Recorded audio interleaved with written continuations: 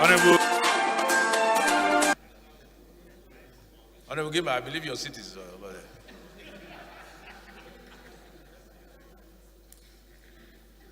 Almighty God, creator and ruler of heaven and earth, we beseech thee to inspire and guide all our counsels and actions, so that we may always walk in the path of justice, love, and charity to one another.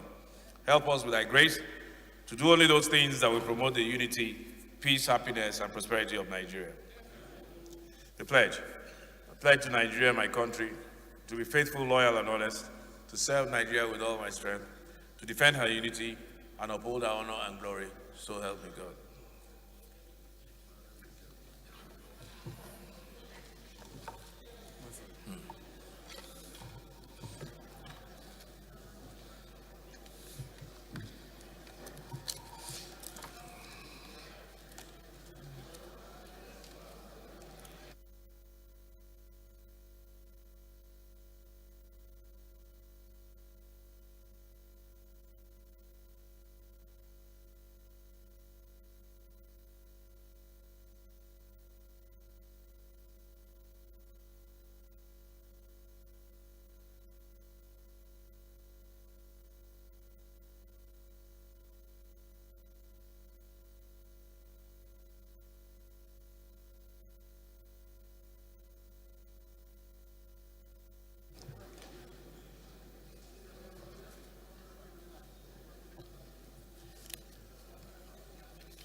Thank you. Honourable members, I have examined and approved the votes and proceedings of Wednesday, 7th July 2021.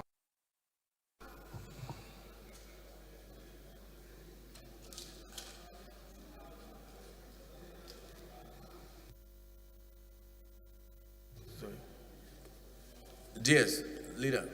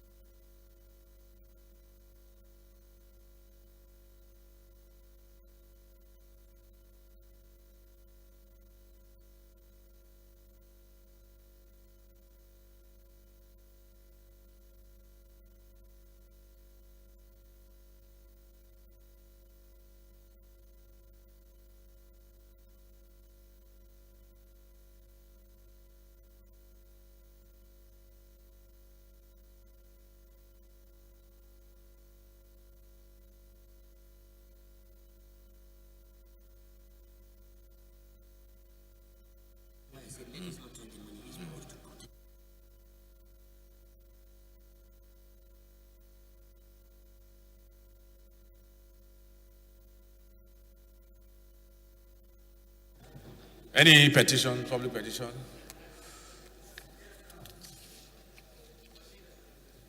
Honorable Dedere, yeah, every day you have a petition. Go ahead.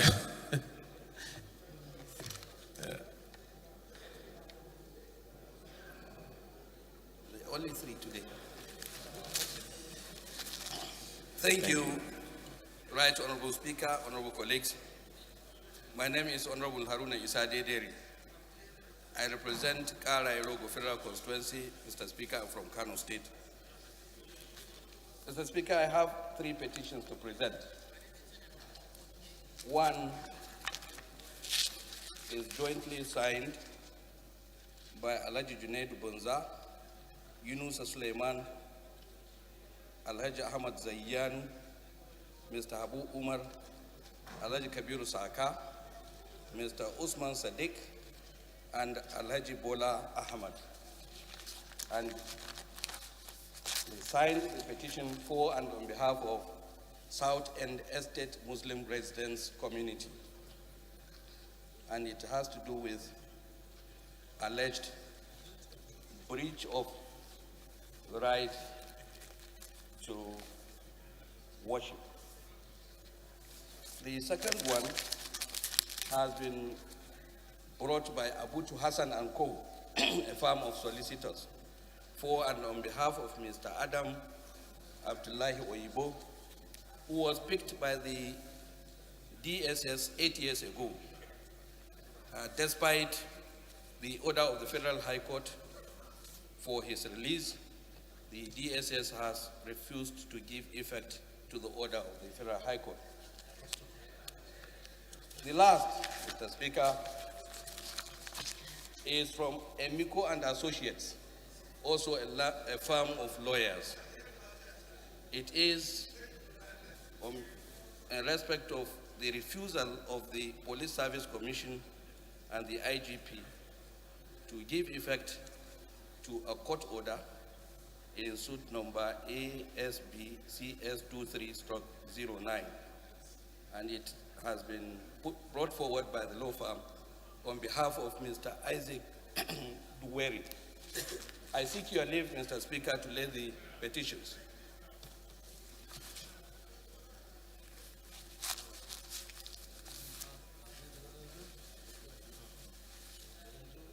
Yes, Honorable Dedere, you may lay your petition. I believe that's all for the petitions. What's your petition? Go ahead.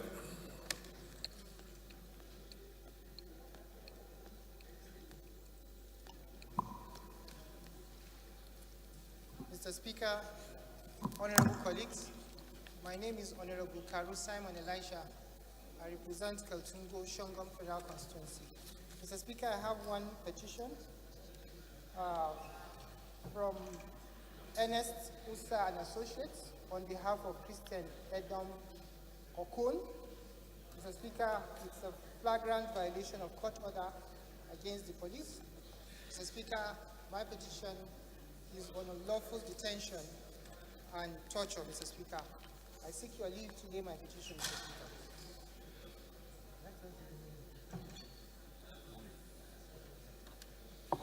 Yeah, you may lay your petition.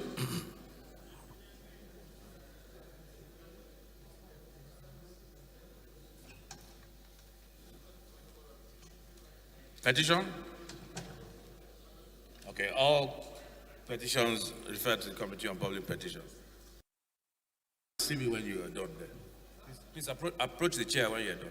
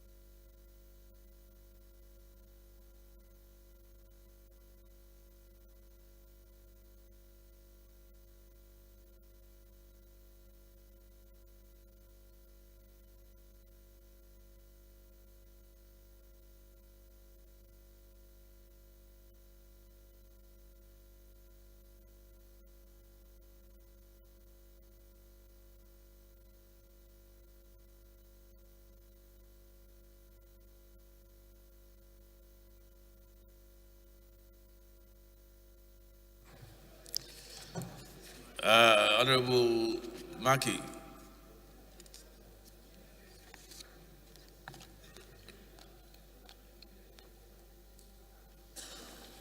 Thank you, Mr. Speaker. My honorable colleagues, I am Abubakar Maki Elleman. I'm from Jigawa State. I represent Malamudori Kaugama Federal Constituency. Mr. Speaker, my honorable colleagues, I want to stand on Order 8, Rule 4, and also to enable me move a motion of urgent matter on ecological necessity. I so move, Mr. Speaker. Thank you. Honorable Satomi.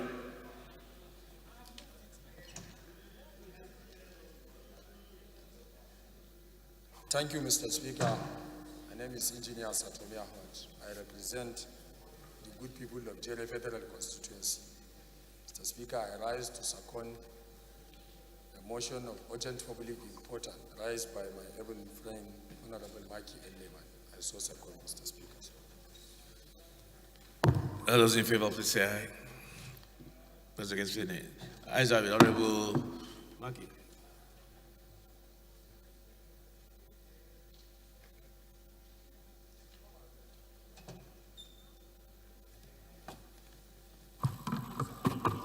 Thank you, Mr. Speaker, my honorable colleagues.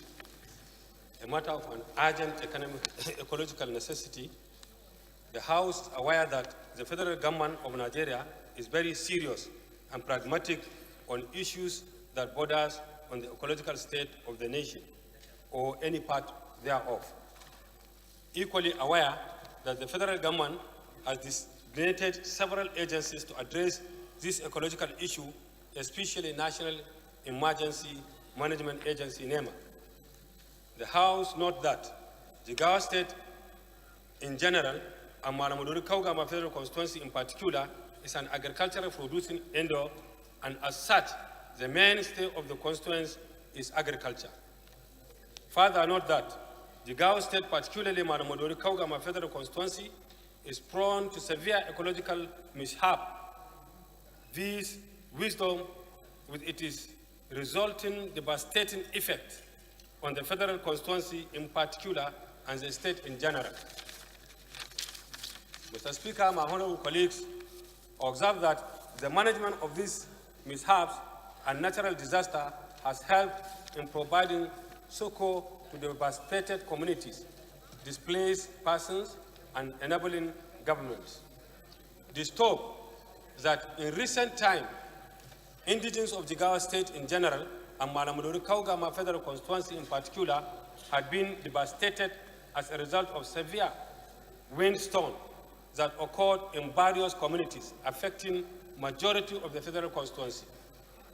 More disturbing that the inhabitants of the following communities, Yalo, Marke, Hadin, Dekayawa in Kaugama local government, and Arki, Tashena, Merakumi, Malamadori town in Malamadori Kaugama or the federal constituency have been seriously affected by the windstorm, are in severe pain, have suffered loss of properties, and even their means of livelihood is seriously affected as a result of the windstorm.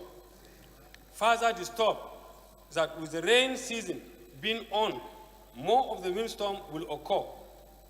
Many more roofs will be pulled off and damaged, houses destroyed, farmland destroyed, crops uprooted, and lives may be lost if no immediate action is taken. Resolved that the House to mandate the federal government through the National Emergency Management Agency, NEMA, to look into this issue and properly immediate solution by considering Malamudori Kaugama Federal Constituency as a high disaster area and treating it as safe. I so move, Mr. Speaker. Thank you.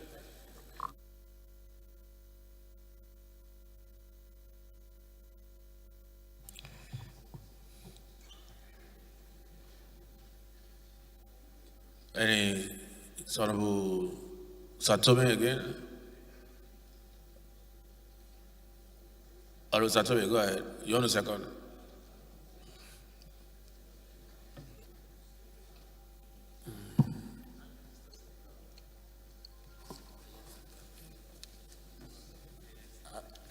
Permit me, Mr. Speaker, to second and also make an amendment in the prayers. Second and amen? Yes, sir.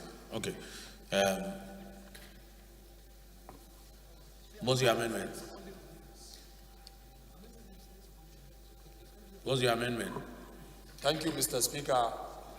My amendment is on his motion, the prayers that asks the National Emergency Management Agency, NEMA, instead also, since it's an ecological issue, to add the Ecological Fund Office to look into the matter, so that I think it will be appropriate if it channels or add Ecological Office instead of only National Emergency Management. That's my amendment, sir. Honorable Maki, you want to second the amendment to your motion? Yes, sir. Good. Thank you, Mr. Speaker. Maki Eleman. I'm from Jigawa State. I present Madam Kaugama Federal Constituency. I second the amendment made by my honorable colleagues, Engineer Satome. I so second. Thank you. Yes, no? Those in favor of the amendment, please say aye. Those against, please say nay. The ayes have it. Motion as amended, please say aye. Those against, please say nay. Ayes have it. You have a motion, I believe.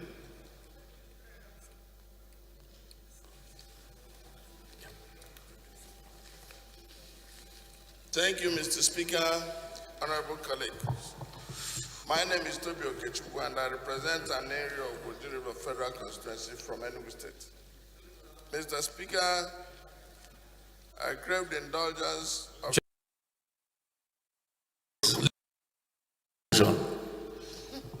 because I'm not sure if it falls in line with our rules. Go ahead.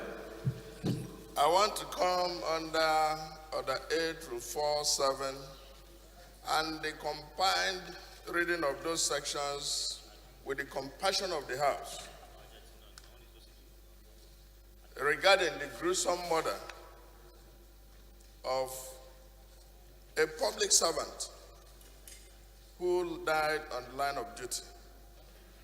Mindful of the fact that this could be investigated having happened, but there is a need for us to prevent such a reoccurrence, and mindful of the fact that we shall be vacating shortly, it would be prudent on our part that the committee responsible does, in a timely manner, an investigation of this issue in order to deter future occurrence. I so move. Toby is bringing to the notice of the House the gruesome murder of a, and I did advise that it should be brought on notice because the event has, unfortunately, the event has already taken place. If it was brought on notice today, we could have taken it Tuesday or Wednesday. It does not come under the definition of urgent public importance, which we have reiterated on the floor,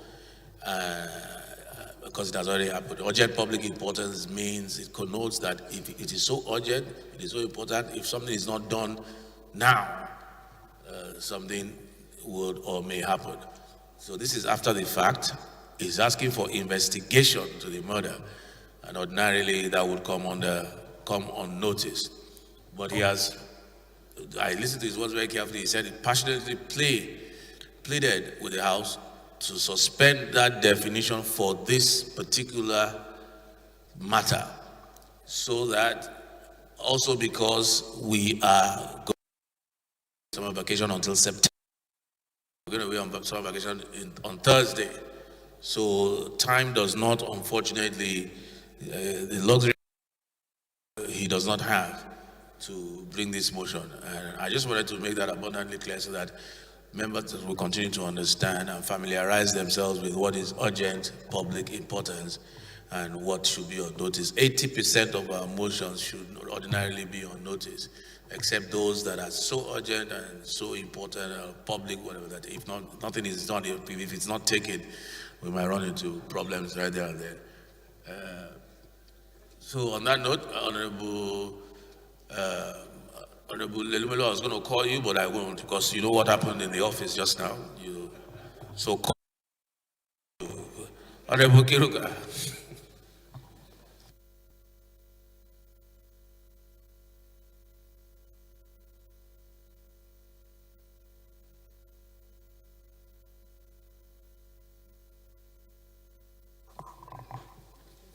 Thank you, Mr. Speaker. I am Kiruka Onyegeorge. I represent the good people of Isukwatu Munu, Federal Constituency.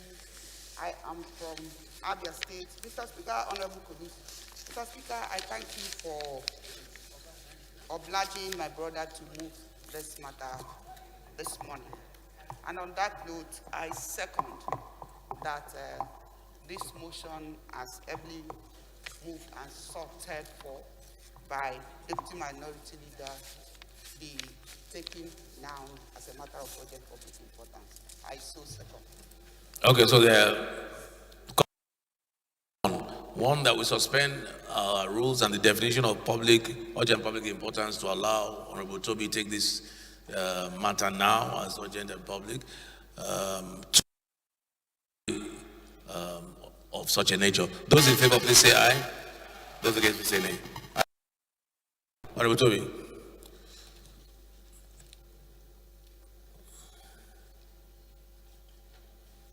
Thank you, Mr. Speaker. Thank you, my honorable colleagues.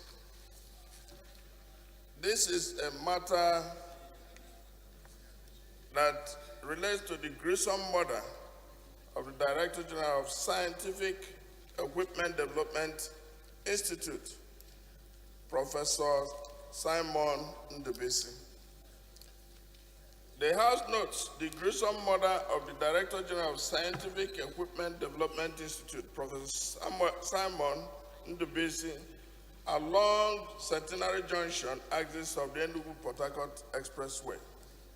The House is saddened that the late Professor Ndubisi, who was head of Department of Engineering, was reportedly shot to death on Wednesday, July 7, 2021 by suspected assassins. The House further notes that the late Professor Ndubisi, who died in the course of his national duty, was reportedly killed alongside the police orderly, while his driver sustained grave injuries. The House is aware that the primary purpose of every government is the welfare of the people and security of lives and property. The House is convinced that bringing the killers to book will serve as a deterrence to other criminal elements in the Federation. The House is conscious of the investment by the various state governments in the area of security and the overwhelming challenges which the states are burdened with. The House is also mindful of the efforts of the current IG of Police in repositioning the police for modern challenges and curbing the repeated killing of our citizens. The House resolves to mandate the House Committee on Police Affairs to liaise with the Nigerian Police Force to investigate, apprehend, and prosecute the perpetrators of this heinous crime. I so move. Honorable Lumelu.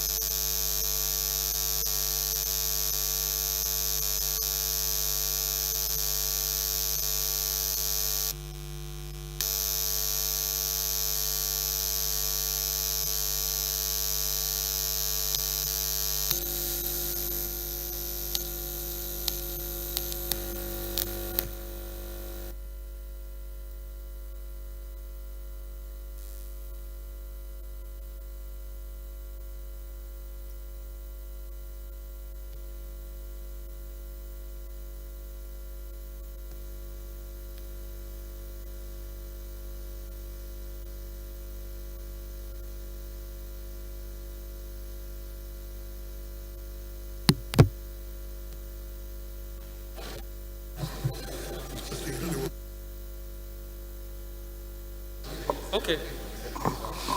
Thank you, Mr. Speaker.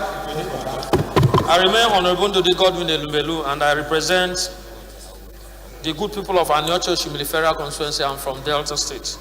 I rise to second the motion moved by the Deputy Minority Leader, Honorable Toby Okichukwu. I so second.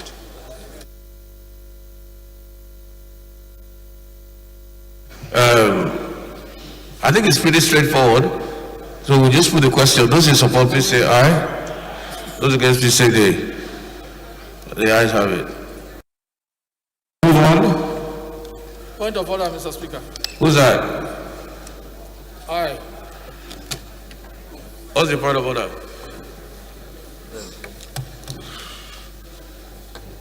Thank you, Mr. Speaker. I am Honorable Ben Roland Tikpapa. I represent Ethiopia East and West. I'm from Delta State. Mr. Speaker, I come under Order 18.3G. What page are you referring to? Page 106. G. Yeah, go ahead. And it reads, with your kind permission, any matter referred to a committee shall be treated within 30 days.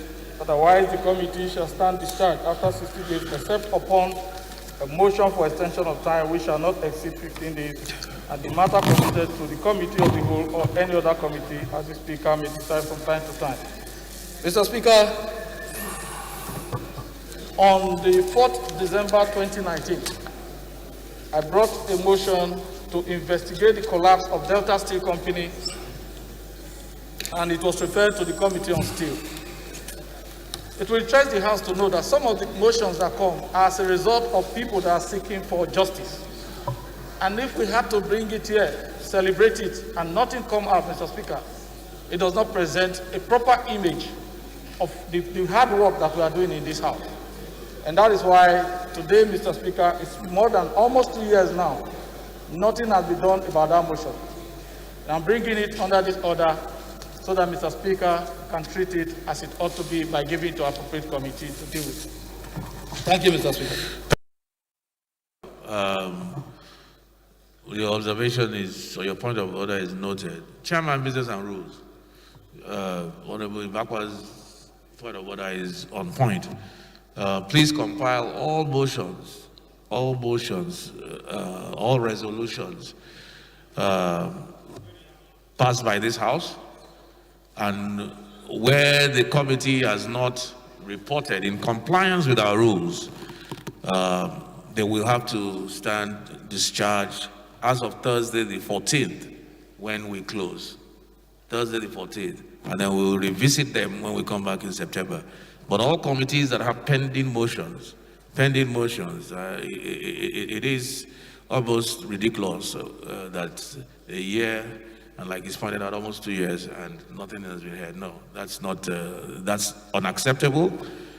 Moving forward, we must strictly by the guidelines and by our rules. Thank you, Honorable Bakwa.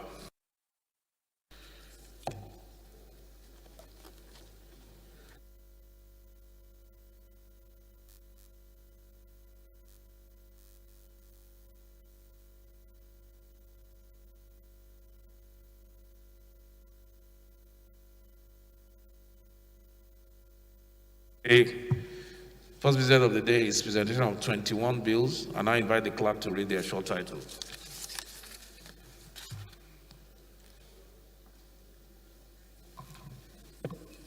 Honorable Speaker, honorable members, Federal Highways Permissible Weights and Weight Bridges Regulations Act Amendment Bill 2021, first reading.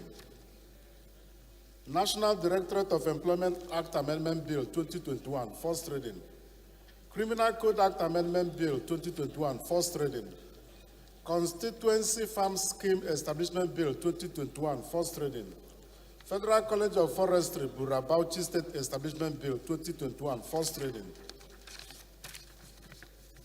Federal College of Health Technology, Ningi Bauchi State Bill 2021, first reading. Constitution of the Federal Republic of Nigeria Amendment Bill 2021, first reading. Constitution of the Federal Republic of Nigeria Alteration Bill 2021, first reading. Federal Airports Authority Act Amendment Bill 2021, first reading. Chartered Institute of Mentoring and Coaching Establishment Bill 2021, first reading.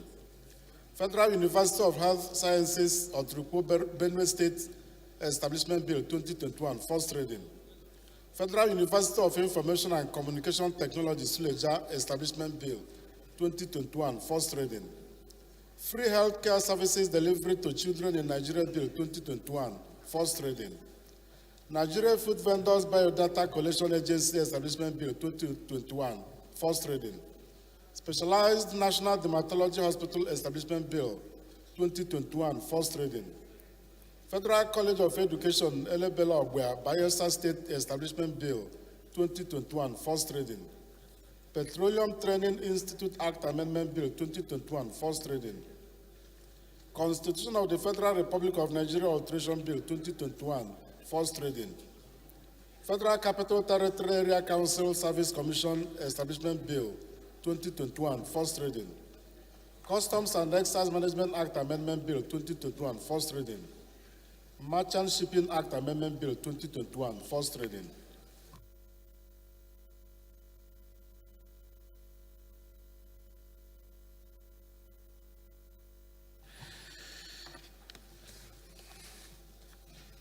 Thank you. The second business of the day is presentation of report of the Special Committee on National Security to profile solutions to issues relating to insecurity, standing in the name of Honorable Femi Gwajabiamila. Honorable members will recall that the matter was referred to the committee on Wednesday, 17th March 2021.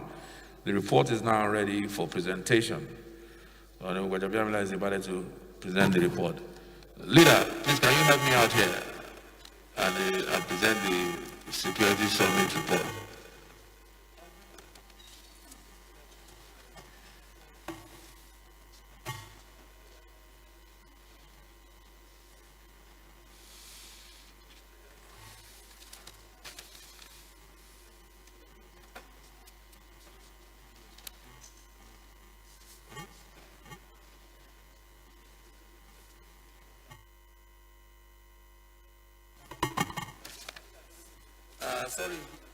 Right Honorable Speaker, honorable members. Alhassan Ado Dogwa is my name. Mr. Speaker, honorable members, I represent the people of Dogwa, Chudumwadal Federal Constituency in Kano State. Mr. Speaker, honorable members, I rise to, as directed by the Speaker, move that the House do receive the report of the Special Committee on National Security to propose solutions to issues relating to insecurity in Nigeria. Insecurity in Nigeria, as referred, dated 17th March 2021. Mr. Speaker, honorable members, I so move. Honorable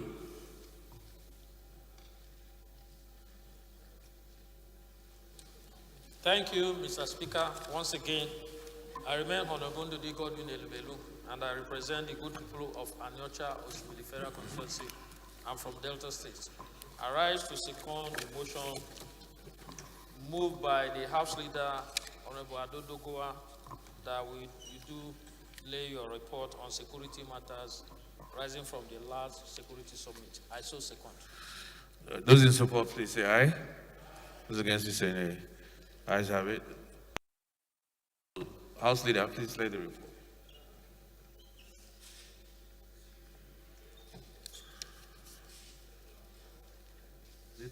The third business of the day, honorable members, is presentation of report of the Committee on Tertiary Education and Services on a bill for an act to establish a Federal College of Education, Kiana, Nasarawa State, to provide full-time courses, teaching, instruction in technology, applied science, arts, social sciences, humanities, and management, and to provide for appointment of the provost and other officers of the college to carry out the administration and discipline of students of the college and for related matters, standing in the name of Honorable Aminu Suleiman.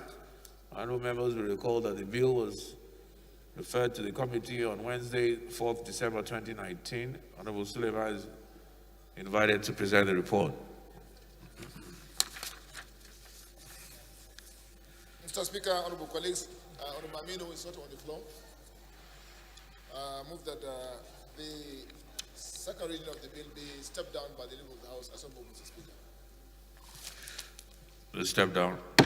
Fourth business of the day is presentation of two reports of the Committee on Commerce.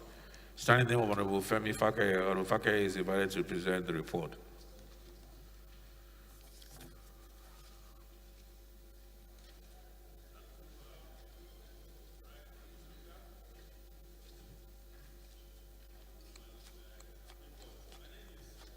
Honorable Femi Fakeye, I represent Ifedayo, Boluwado, the last federal constituency of Osun State, and I rise to move that the House do receive the report of the House Committee on Commerce on a bill for an act to repeal the Export Prohibition Act, Cap E22, laws of the Federation of Nigeria 2004, and enact the Maize Export Prohibition Bill 2021 and for related matters. And then I seek the leave of the Speaker and of the House that I lay the two of them together. The other report being that of the House Committee on Commerce, again, on a bill for an act to establish the Institute of Professional Secretarial Study and Staff of Nigeria and for related matters. I so move.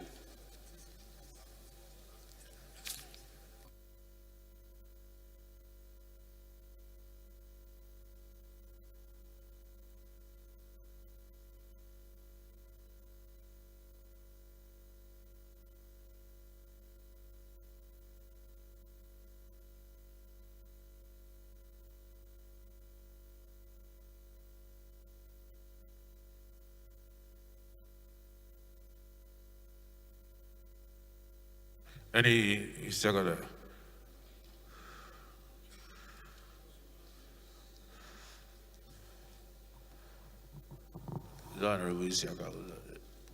Okay, engineer.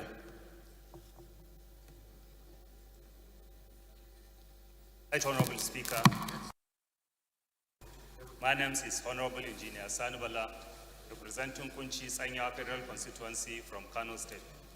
I rise to second the motion as ably moved by Honorable Fakai. I so second.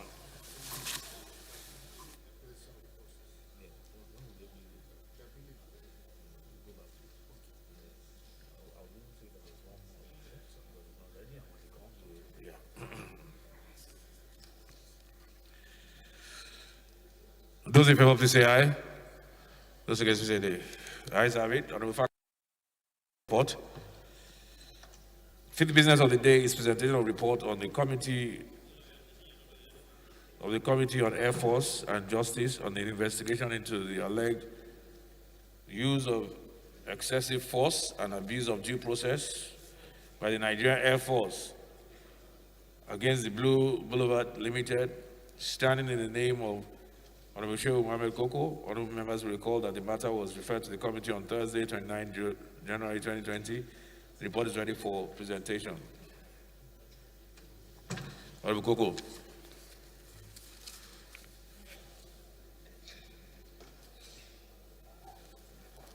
Thank you, Mr. Speaker, honorable colleagues. My name is Honorable Shehu Koko.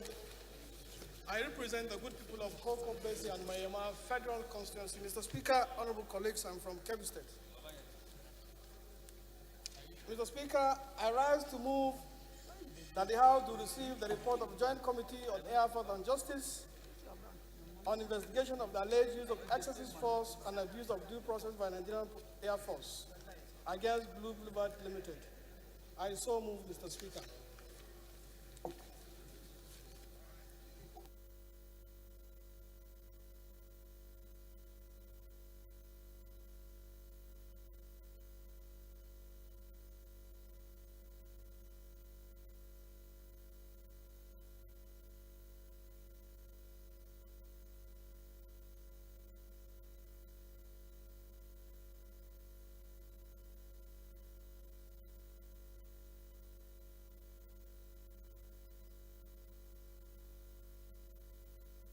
Honorable Ben Igbakpa. Honorable Ben. Please, we are on live program. Honorable Abdullah Nengi.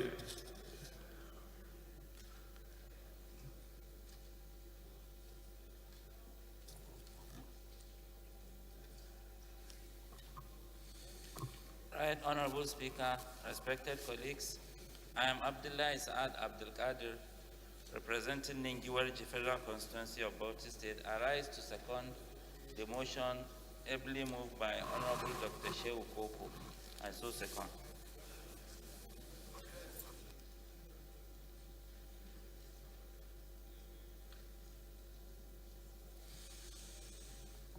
Those in favor, please say aye.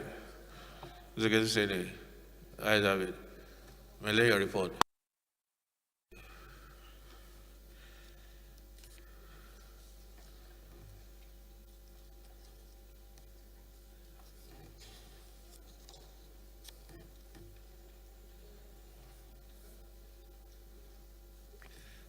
Yes.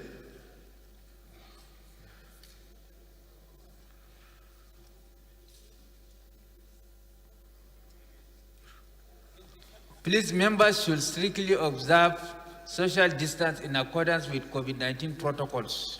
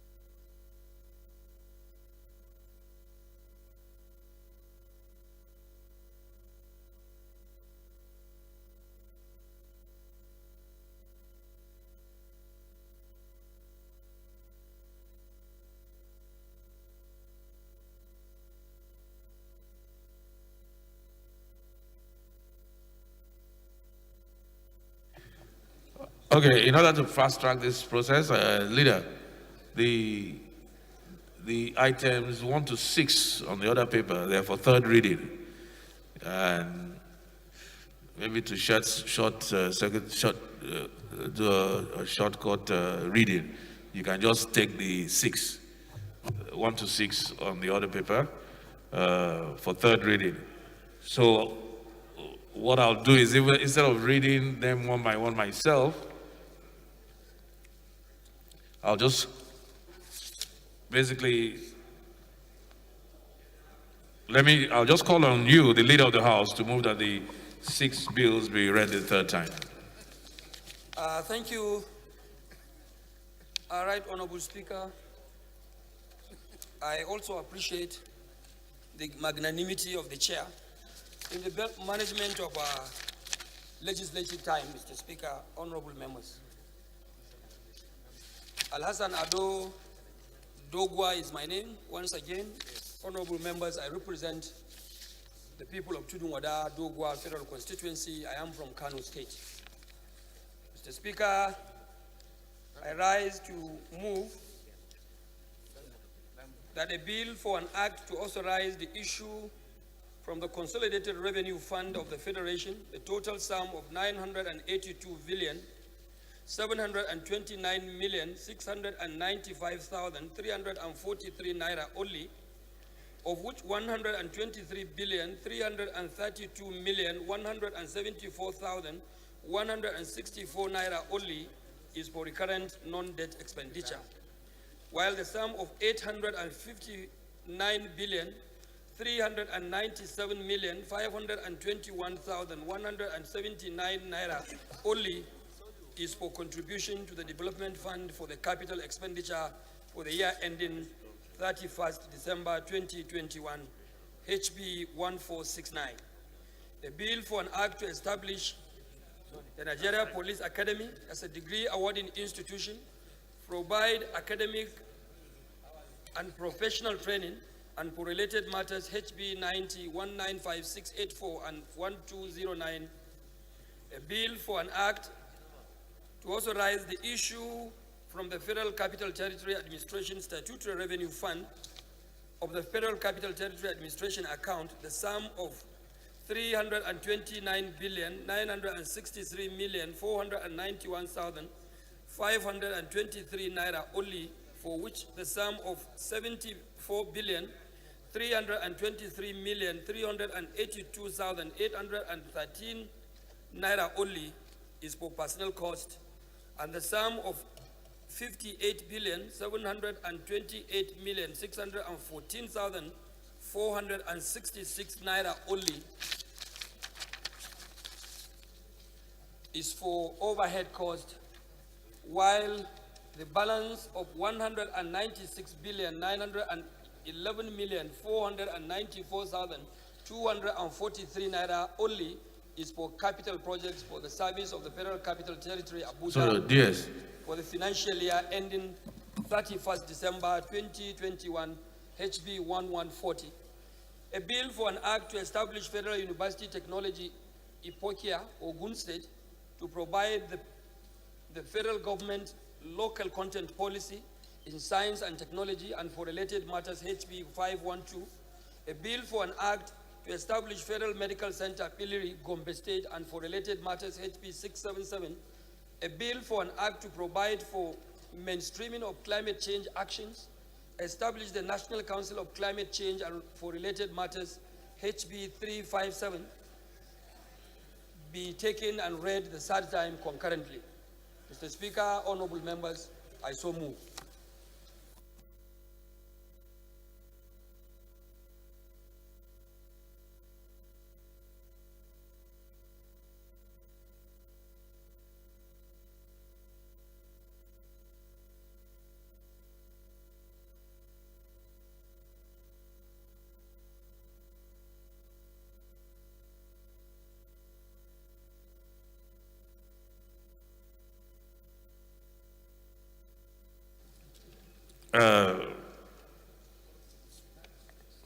Honorable Fulata, you want to say? Yes. Thank you, Mr. Speaker. Honorable colleagues, I am Abubakar Hassan Fulata. I represent the new Agrika Samba Federal Constituency, Mr. Speaker, I'm from Jigawa State.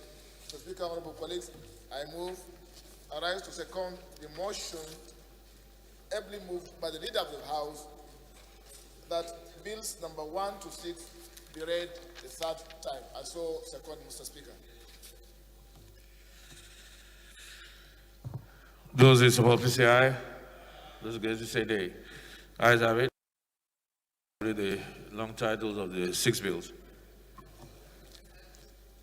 Honorable Speaker, honorable members, a bill for an act to authorize the issue from the Consolidated Revenue Fund of the Federation, the total sum of 982,729,695,343 naira only, of which 123,332,174,164 naira only is for recurrent non-debt expenditure, while the sum of 859,397,521,179 naira only is for contribution to the Development Fund for capital expenditure for the year ending 31 December 2021.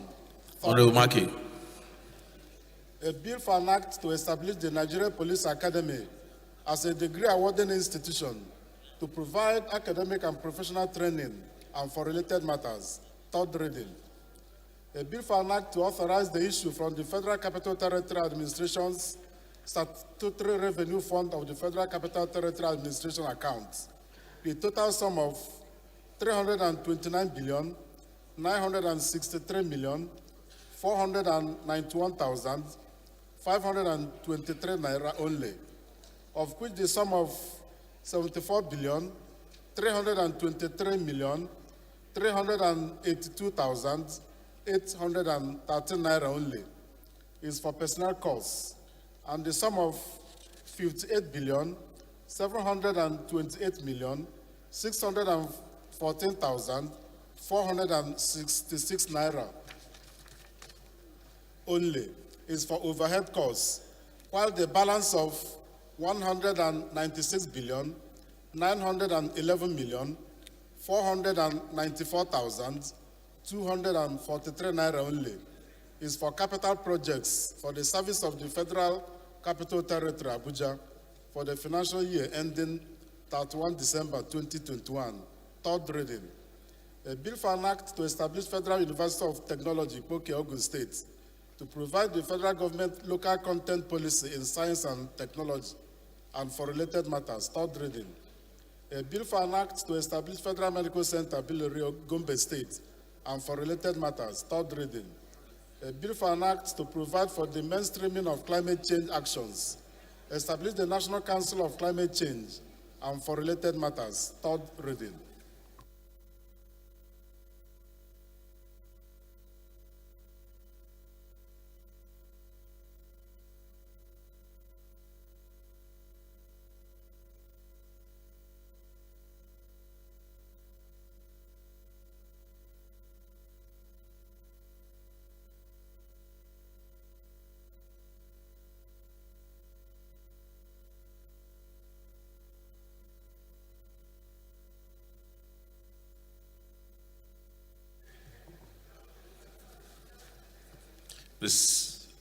The 6 bills are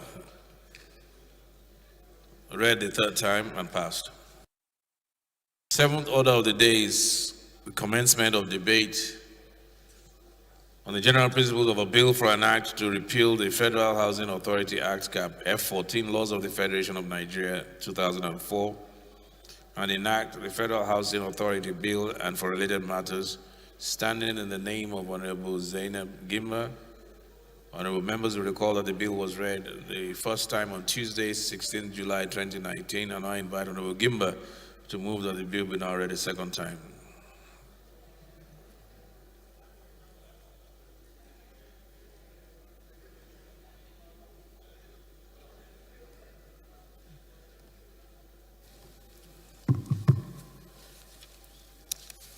Mr. Speaker, honorable colleagues, I am Honorable Zainab Gimba.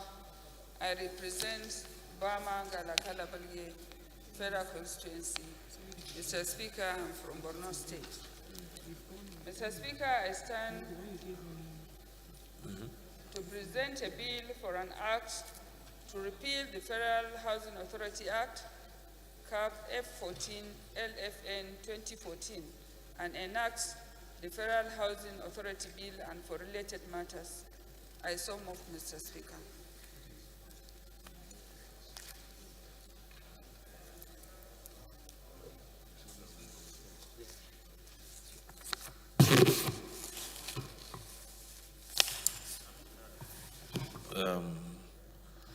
Honorable Yusuf.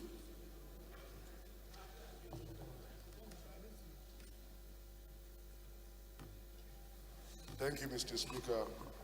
I'm TJ Yusuf. I represent Kaba Bono Federal Constituency.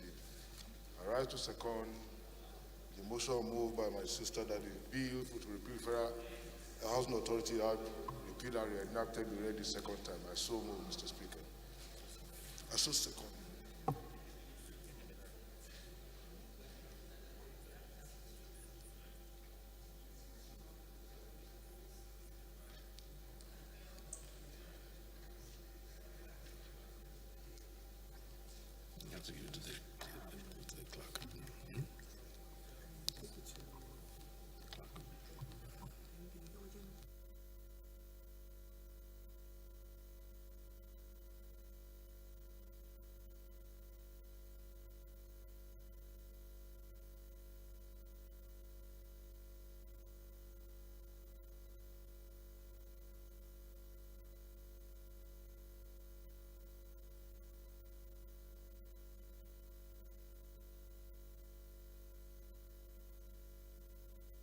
Honorable Onanuga, Honorable Koko, Honorable Babaji Benson.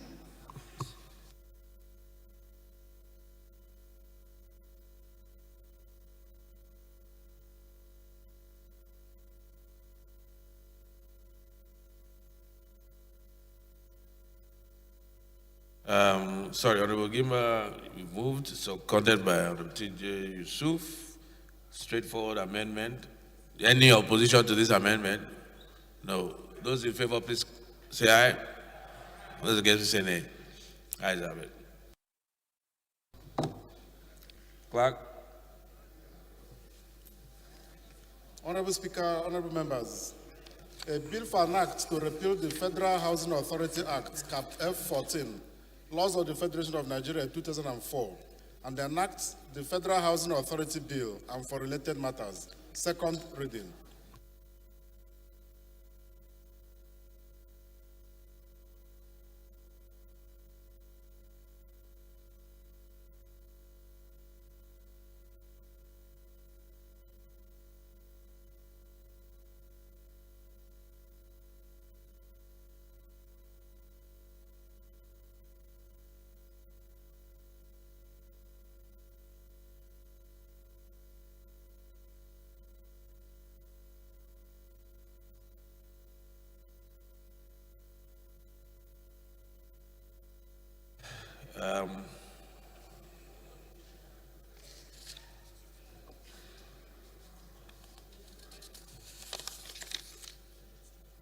Okay, the bill is referred to the Committee on Housing and Habitat. The eighth order of the day is commencement of debate on the general principles of a bill for an act to designate the month of November as the National Appreciation of Security Agencies Month, to preserve and promote honor, respect, and greater recognition for Nigerian security agencies for their sacrifices, tireless, and crucial services to the people of Nigeria in preventing the security, freedom, preserving the security, freedom, and liberties of the citizenry, and for related matters, standing in the name of Honorable Bamidele Salam. Honorable members will recall that the bill was read the first time on Tuesday, 2nd of March 2021, and I invite Honorable Salam to move that the bill be now read a second time. So, Honorable Salam, I hope you made your appointment yesterday.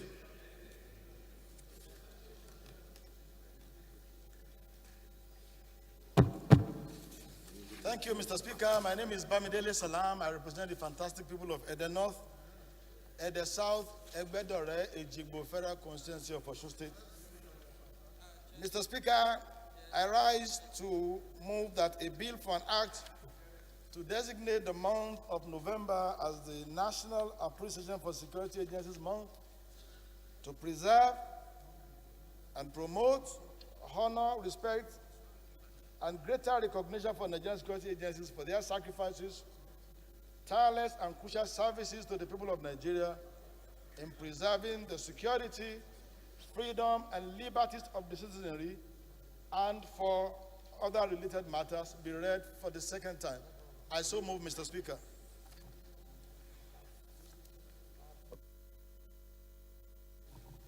Honorable Idem.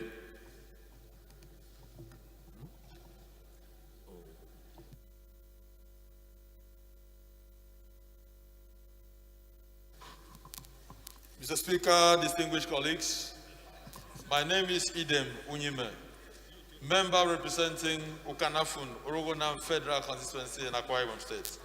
Mr. Speaker, I rise to second the motion moved by Honorable Salam. I so second.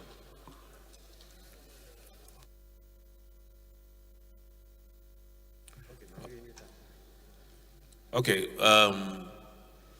Honorable Bamidele, please lead the debate for 1 minute.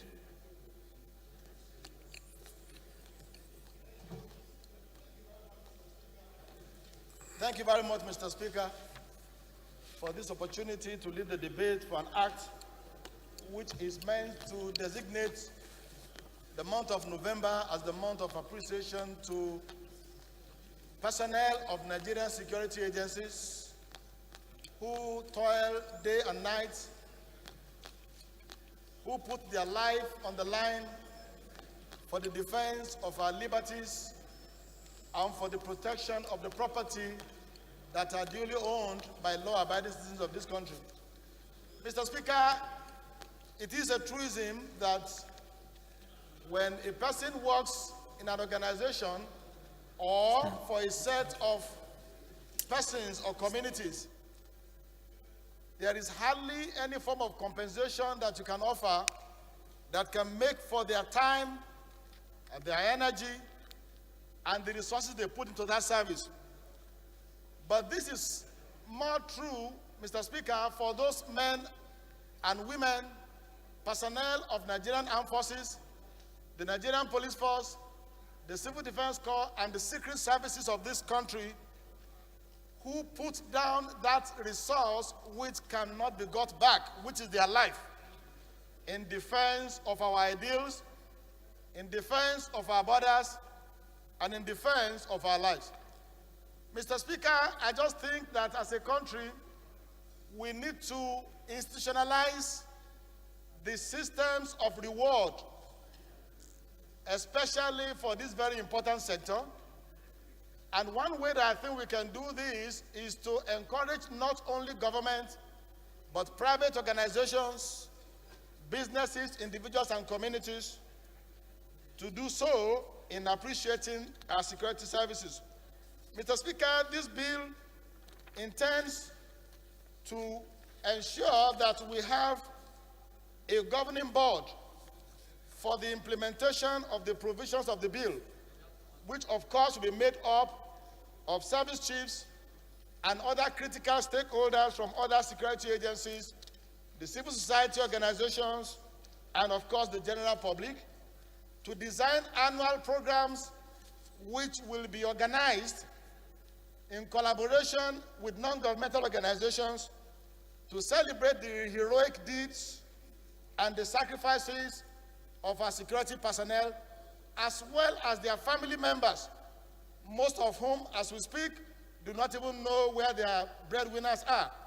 We have wives of military personnel who have been weeks and months and years without seeing their husbands. We have children of this personnel who have not seen their fathers or mothers for so many months or years. And I believe Honorable Gimba, where are you going? Continue. That if we, as a country, designate a whole month of offering services and programs and activities to celebrate them, we will not be doing too much. Mr. Speaker, this is the practice in most countries of the world, and I think that it is high time that Nigeria also started institutionalizing this and getting everybody on board to show this appreciation. So essentially, this is what this bill intends to achieve, and I want to urge Mr. Speaker and honorable members of the House to take note of the saying by Winston Churchill, who said, "We sleep safely at night because rough men stand ready to visit violence on those who will harm us." The rough men and the women are those ones in the trenches, in the forest, carrying metals and daring evil men to make sure that we are safe. So, Mr. Speaker, I want to ask that this bill be supported by honorable colleagues for the second reading. Thank you so much, Mr. Speaker. Thank you. Honorable Gimba, I just remembered the appointment you said you had. You can leave. Why November, if I may ask? Is there a particular reason that you chose November? No, sorry, once he finishes.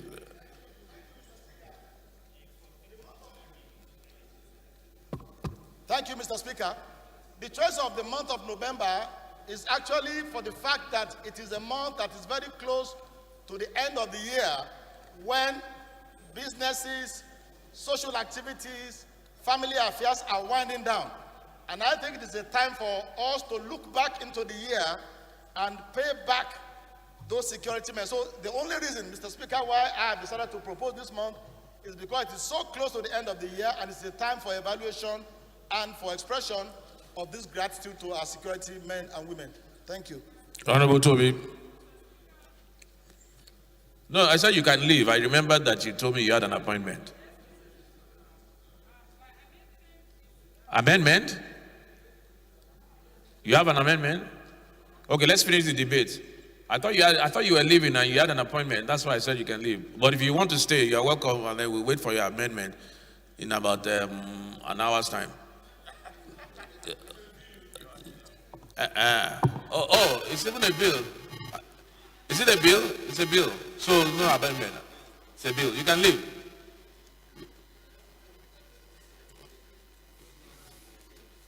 No amendment at this stage.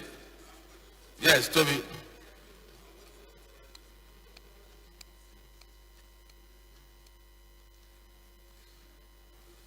Thank you, Mr. Speaker, honorable colleagues. Bila.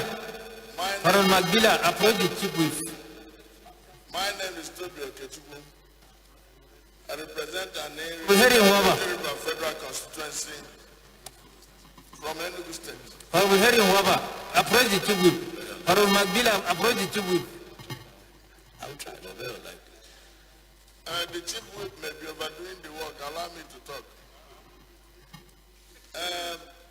Maybe Dr. Gimba may have to approach the speaker for better and further briefing.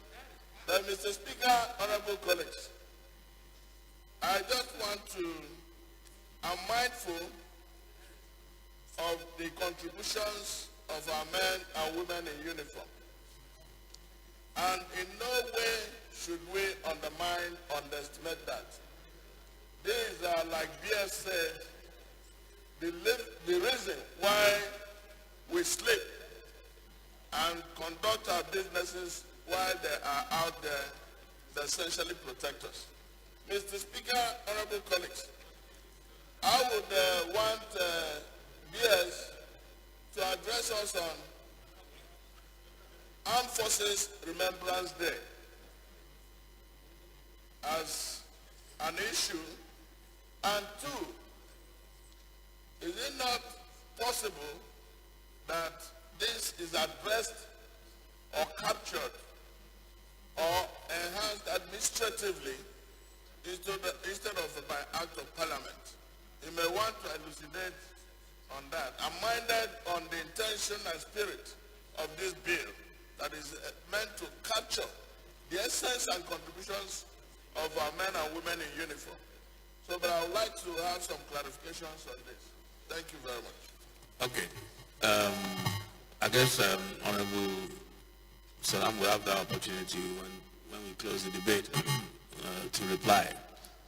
Honorable Benson, Chairman Defense.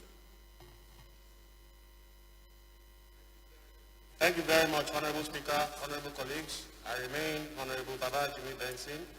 I represent the good people of the Korodu Federal Constituency in oil-rich Lagos. Mr. Speaker, this bill could not have come at a better time. Is Lagos part of the frontier state, right? Yes, it is. And it's also oil. It's not part of the frontier state, but it's oil producing, sir. And it's part of the frontier here. And oil producing. So this bill could not have come at a better time, Mr. Speaker. Anything or any time we try to add value or praise the great impact that our armed forces are doing throughout the length and breadth of Nigeria is always commendable. Mr. Speaker, I always go green in envy when in the United States of America you hear announcements at the airport that first-class passengers going to use the lounge, they always give preferential treatments to the men of their military. In other jurisdictions, the armed forces get tax rebates, they get vouchers to encourage those guys who laid their life down for the emancipation and the protection of their communities and nation and states. This bill seeks to further encourage the men of our armed forces and also to appreciate them for the good deeds, the good works they're doing in the defense of their fatherland. Some of them die on airplanes, some of them die through IEDs. There's nothing more than to encourage them to continue to do what they're doing. However, I agree with my leader who suggested that the Armed Forces Remembrance Day should be looked side by side with this bill.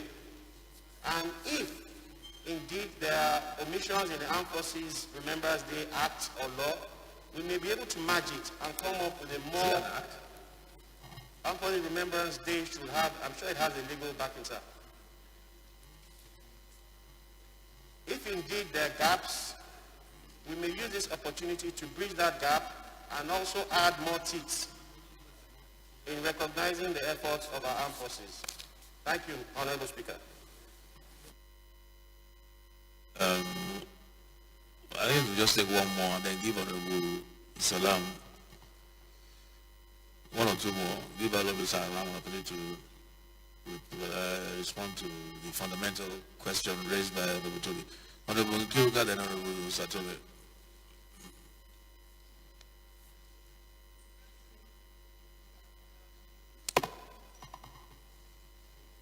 I am Kiruka Oyejo. I represent the good people of Isubatu Federal Constituency. I am from Abia State. Mr. Speaker, honorable colleagues, when I looked at this bill, I thought about Armed Forces Remembrance Day, and I was like, why don't we include it on Armed Forces Remembrance Day? But we can't hear you. having listened to him, I also realized that he's talking about security agencies, all our men and women out there, securing lives and property, not just Armed Forces people, which means he's talking about police, he's talking about civil defense, he's talking about every man and woman who surrendered their life in protection of life and property of our citizens. And so based on this fact, I believe that at this stage that we should support this bill, because everybody had agreed that these men and women who has laid down their lives to secure our lives and our territory, that they deserve to be honored, they deserve to be celebrated, they deserve to earn our respect. So I believe that at this stage that we shouldn't belabor this bill, because everybody agreed that it's a good piece of legislation. And of course, when he goes through to second reading and at committee stage, at that point we'll be able to sit down and look at it and see if there's a way. Because I don't believe that the armed forces people will be able to like water down their celebration. Have been all the been around all this year. But even if they have to do that, then there's no harm in trying to expand the scope. But I believe that this bill should be allowed to pass through second reading. Mr. Speaker, having said this, I believe that the bill is due to be read for second time. I so submit.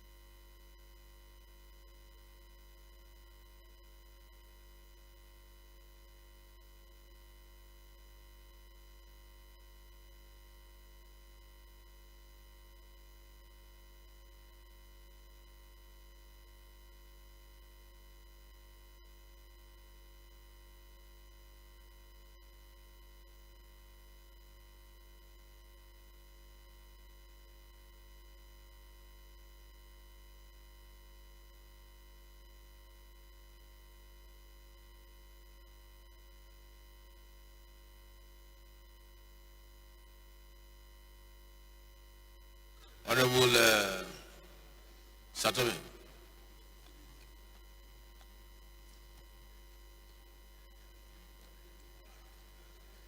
Thank you, Mr. Speaker.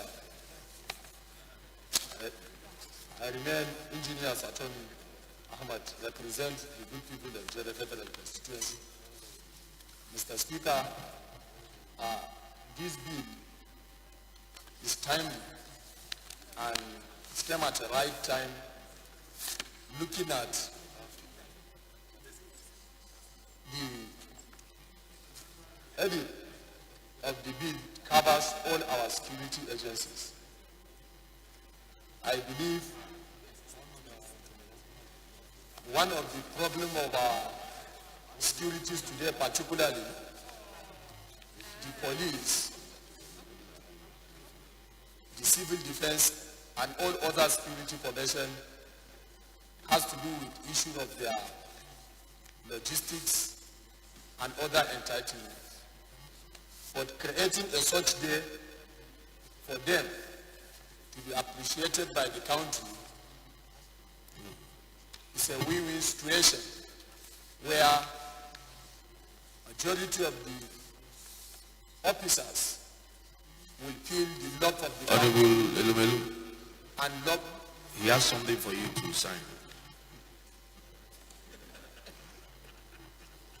Go ahead, Honorable. Love of the country, family, and in their communities. Mr. Speaker, this provision will boost even the morals of our security agencies, and they can even see their rewards, even here, that their country is with them, their loved ones are with them. It's not only the money or what they are earning, but this one has to do with recognition coming from the national down to the states, down to the communities, where if there is such day, I believe gifts and appreciation will be shown to them, respect will be shown to them, and this will boost their morals and will go a long way, believing that the services they are rendering is being recognized, appreciated by the country and the community. And also, comparing it with the Armed Forces Remembrance Day, I think this has to do with only Army. But this one is talking of all the securities agencies, particularly the police, which we believe in this country, all of us, they are suffering. And will go a long way by boosting their morale and take the job as a passion to work for the country, because this one will directly affect them. That there is a day earmarked for the country to recognize them, to appreciate them, including their family members. And the Armed Forces Remembrance Day mostly give emphasis most on fallen heroes. But this one covers, including police, civil defense, TSS, and all. So there bill for second reading, if we can also, if it's possible, to marry them together with the Armed Forces Remembrance Day, so that all across the country in one day or in the same month. So, Mr. Speaker, I rise and call on my colleagues to support this bill for a second reading, because it has a direct impact on our security in terms of morale boosting, recognition, community members, and we will create even a gift on such days to our personnel, security personnel. And then also the country can encourage our well-meaning business moguls, agencies, companies, to reward on such day brave officers that perform through their communities, through their states, and across the nation.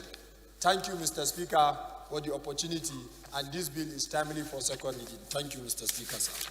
Thank you. Honorable Salam, do you want to reply? Because I think that question might have been answered during the course of this debate.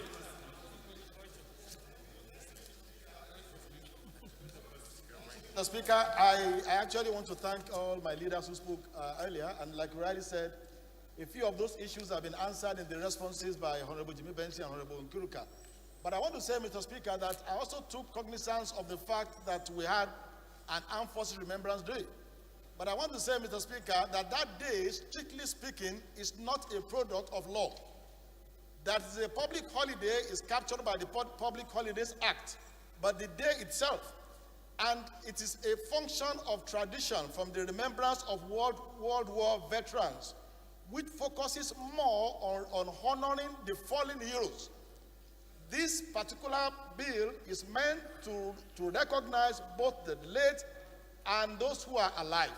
And like said by one of my leaders who spoke earlier, it is a bill. It's a bill that captures all the whole gamut of the security agencies. Right. And then finally, sir, on why it has to be a law, there are a few of the incentives that are being proposed in this bill for corporate organizations like banks, hotels, airlines that do offer rebate to servicemen who can also file that as part of their tax returns in to draw down on some benefits from the tax regime. So that is why I think it should actually come codified as a law. Thank you, Mr. Speaker. Honorable Toby, you raised two fundamental issues. Are you satisfied with Honorable Salam's explanation? Well done. Thank you. Huh? You are satisfied? I didn't hear him. What were his explanations? Please, can you tell us his response? Because I didn't hear.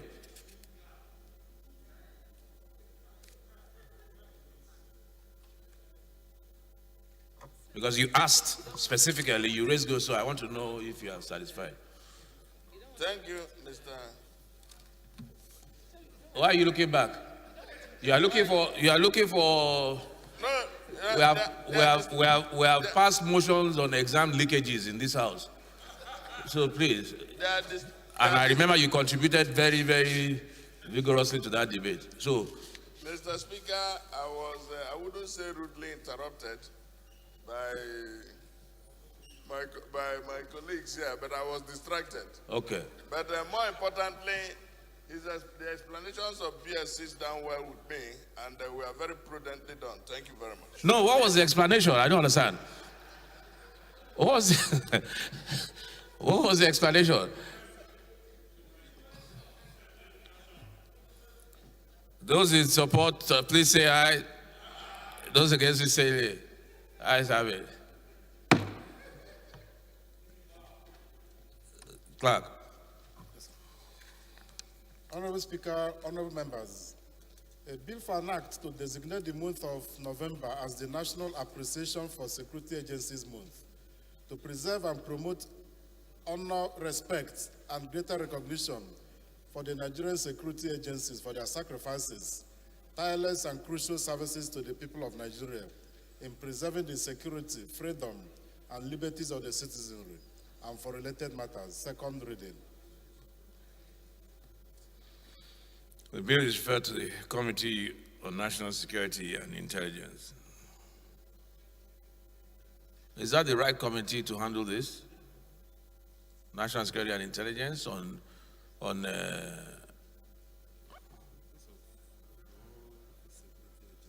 okay, it's all security agencies. Okay, yeah.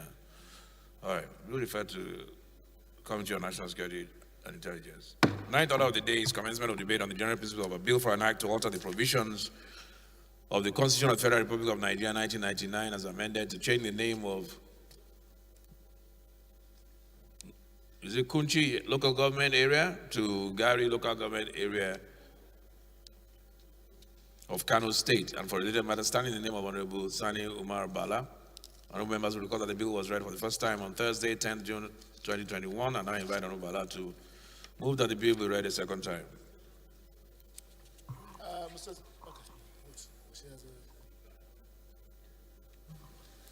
Right Honorable Speaker, honorable colleagues. My name is Honorable Engineer Sani Bala, representing Kunchi Sanya Federal Constituency from Kano State.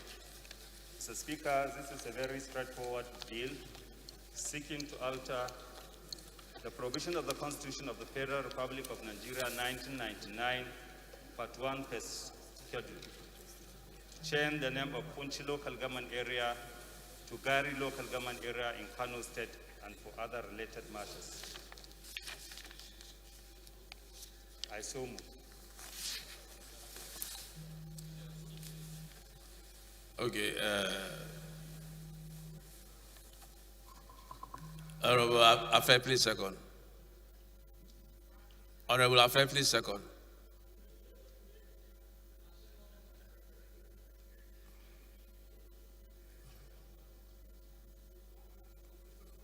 Yeah. Yeah.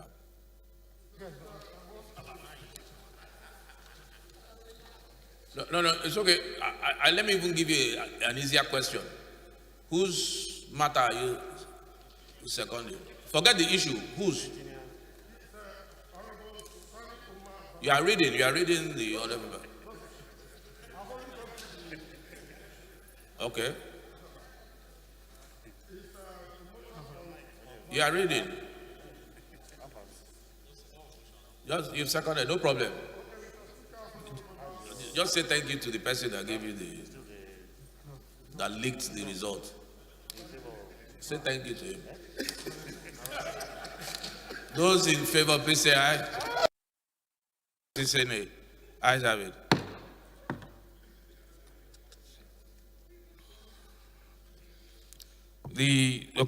Clerk, long title.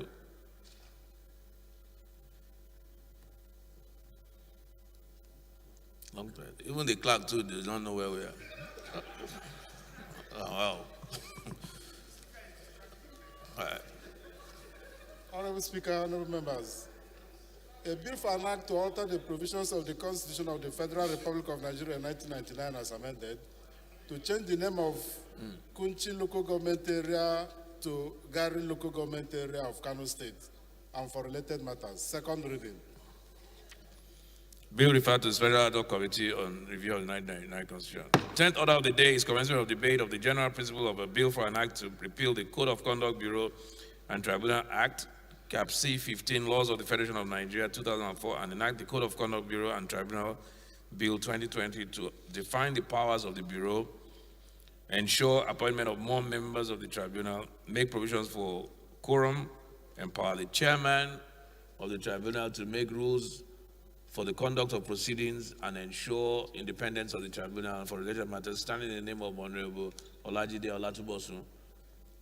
Honorable members will recall that the bill was read the first time on Tuesday, 21st July 2021, and I invite Honorable Olatubosun to move that the bill be read a second time.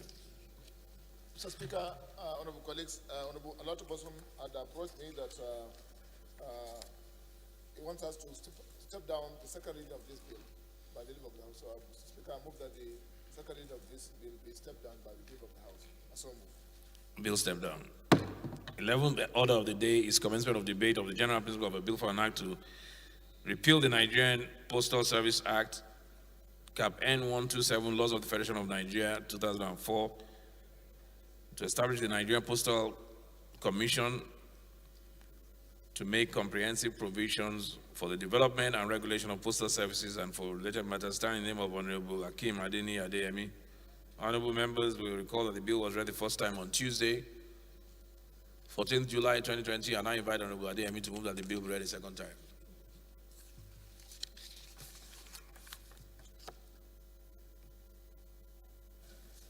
Thank you, Mr. Speaker. My name is Honorable Prince Hakeem Adeni Adeyemi. I represent the good people of Afidjo, Atiba, Oyo East, Oyo West, and from Oyo State. Mr. Speaker, I rise to move for a bill for an act to repeal the Nigerian Postal Service Act, Cap N127, Laws of the Federation of Nigeria 2004, and establish the Nigerian Postal Commission to make comprehensive provisions for development and regulation of postal services and for related matters. I so move. Second, go ahead.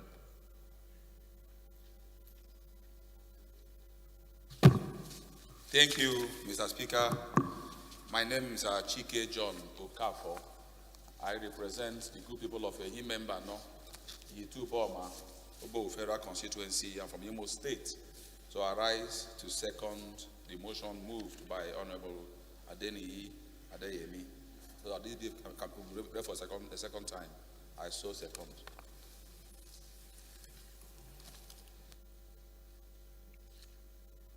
Okay, I think it's. Honorable Adeyemi, you want to say anything? No need. We'll put the question. Motion moved by Oyo State, seconded by Imo State. Those in favor, please say aye. Those against, please say nay. Ayes have it. The 12th order of the day is commencement of debate of the general principle of a bill for an act to alter the constitution.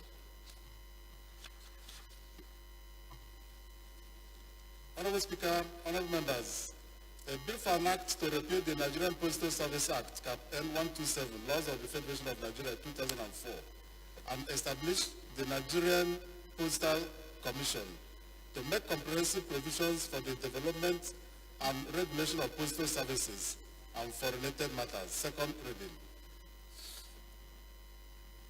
The bill referred to the Committee on Telecommunications. 12th order of the day is commencement of debate on the general principle of a bill for an act to alter the Constitution of the Federal Republic of Nigeria 1999 as amended to transfer the item dealing with public holidays from the exclusive legislative list to the concurrent legislative list and for related matters standing in the name of Honorable Mukhtar Zachary Chawai. And members of the will recall that the bill was read the first time on Wednesday, 15 December 2021, and I invite Honorable Chawai to move that the bill be read a second time.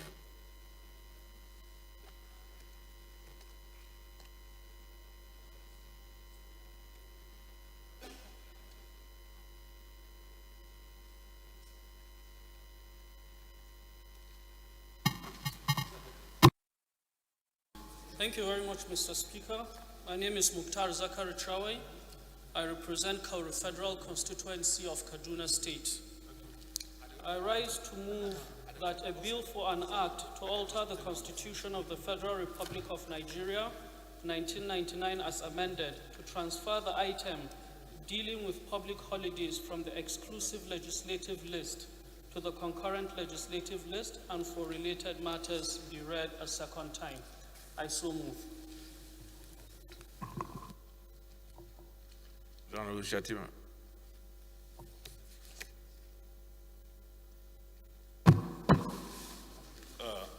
Mr. Speaker, sir, honorable colleagues, I remain Lawan Shatima Ali, representing Bursari Gaidam in Sari Federal Constituency. I'm from Yobe State. I rise to second the motion ably moved by Honorable Chawe to amend this particular bill for the second time, to be read for the second time, sir. I so second.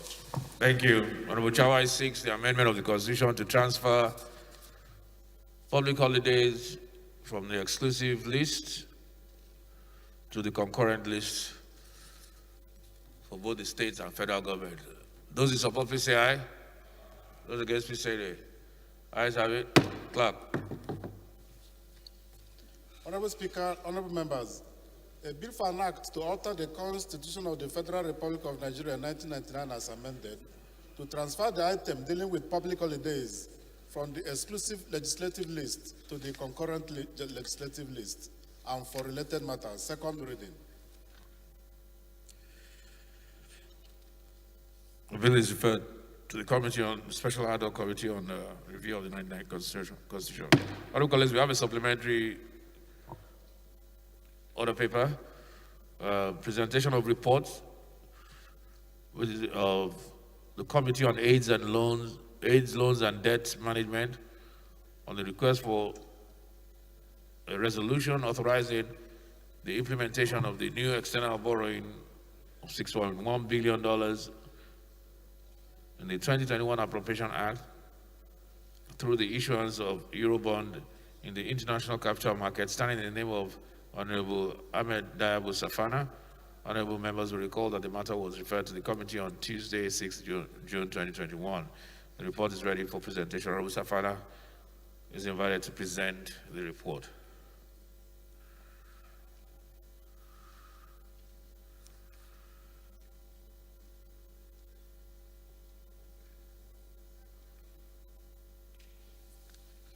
Thank you, Right Honorable Speaker, my respected honorable colleagues. I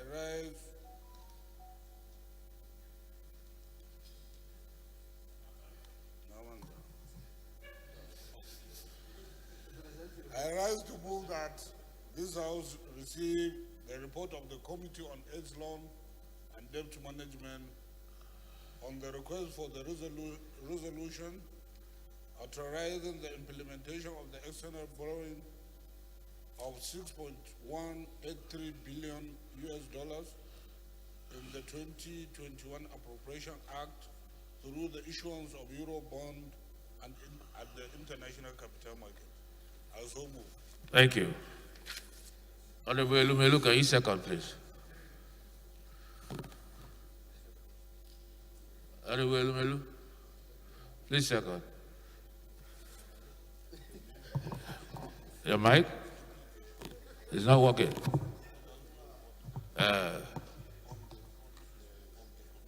Honorable Mkiruka, is your mic working? Please put on your mic.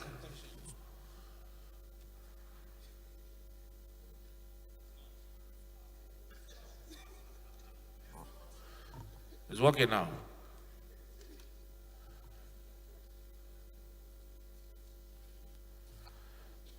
Honorable Mkiruka, why are you turning off your mic? No, I'm trying to put it on. Okay. No, it's okay. You can sit down. Honorable Elumelu, please use that mic.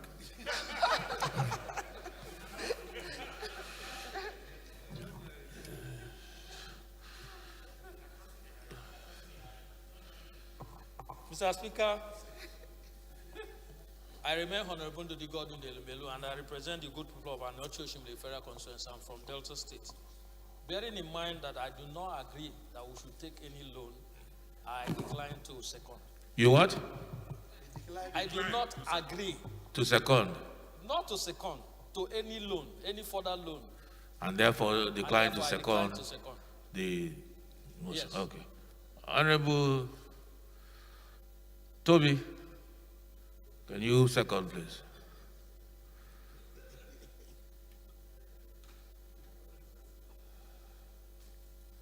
Thank you, Mr. Speaker, honorable colleagues. My name is Toby Okechukwu, and I represent an area of Gwoji River Federal Constituency. Mr. Speaker, I do not think it is prudent on my part to go against what my leader has declined to second. Okay. Okay. This is the one time I wish Honorable Chinda was in chambers. Is he here?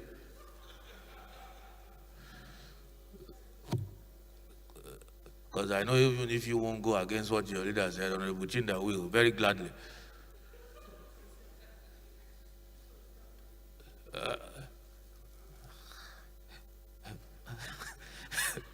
Honorable Victor, you want to use the bathroom?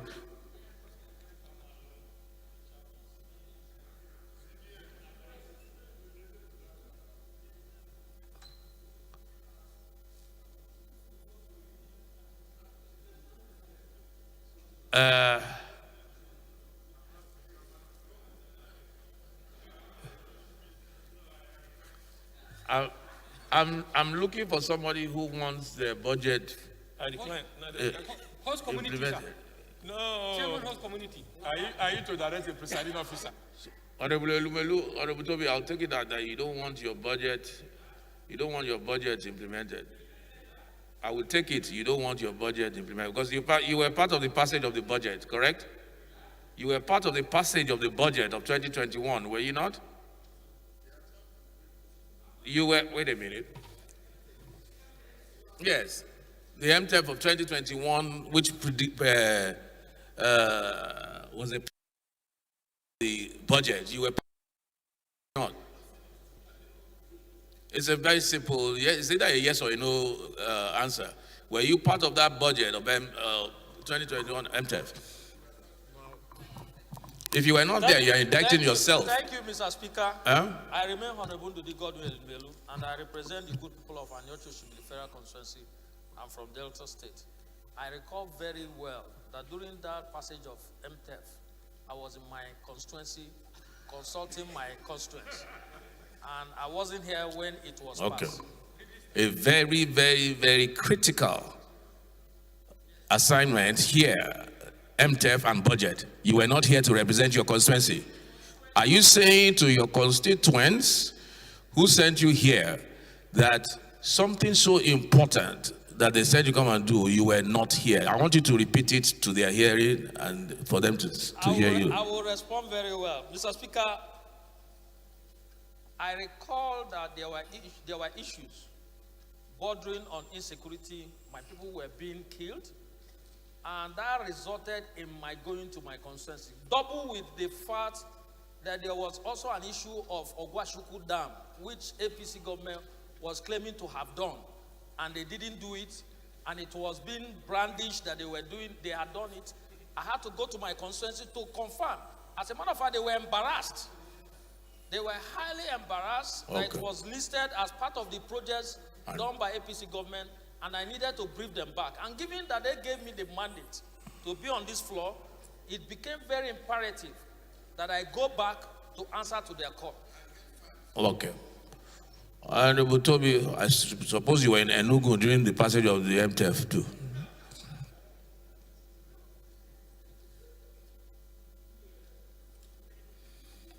Honorable Linda, where were you during the passage of MTF? Can you please second, or you were in UK? Anyway, I think my point has been well made. So, is there anybody here that was doing his job as a representative of his constituency that was here during the passage of the MTF? Honorable Benson, can you please second? Since you were here doing what you're supposed to be doing during the passage of the MTF. Yes. Baba Jimmy Benson. I represent the good people of the Ikorodu Federal constituency in oil-rich frontier Lagos. I rise to second the motion ably moved by my very good friend. I so second, Mr. Speaker. Where is Honorable Patasari? He was here a minute ago. He checked out. Okay. Those in favor, please say aye. Those against, say nay. Ayes have it.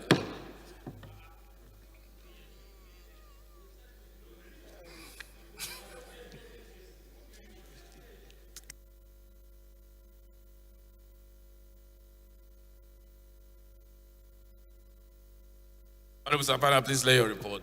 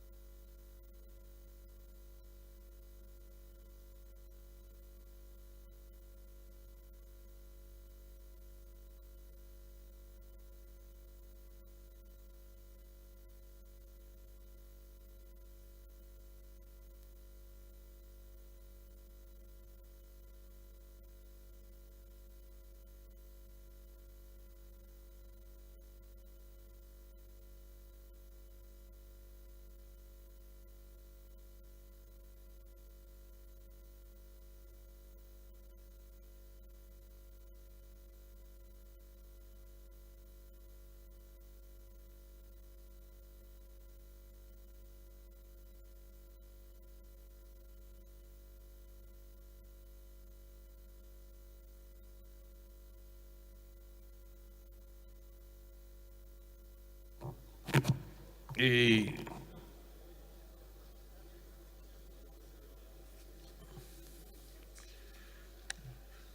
Honorable Chairman, are we going with the supplementary order or are we going with the original?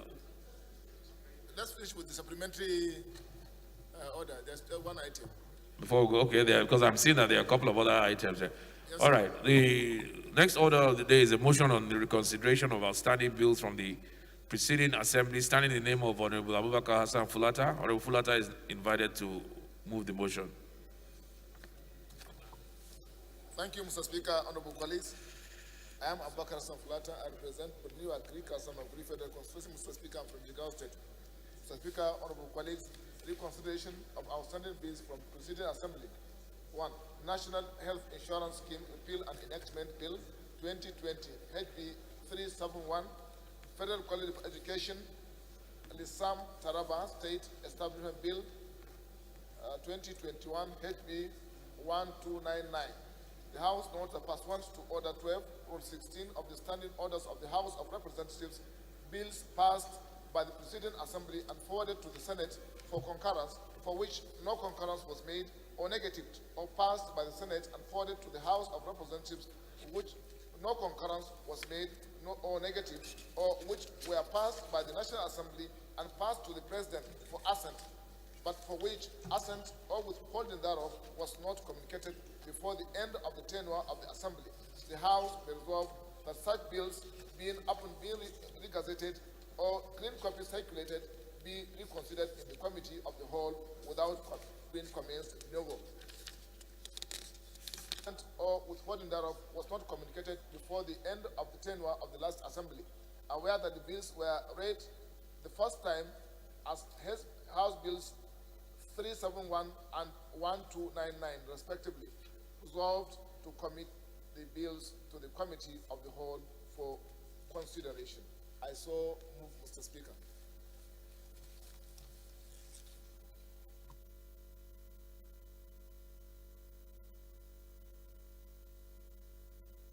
Honorable Elmelu.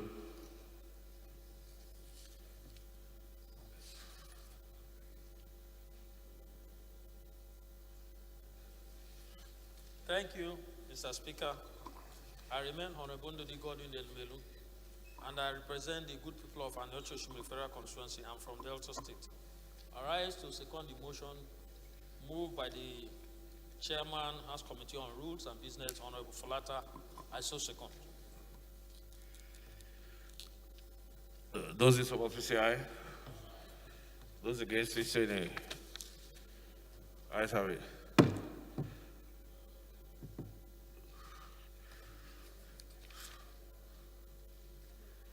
Do we go straight to consideration of reports? Or you have about 30-something items on the other paper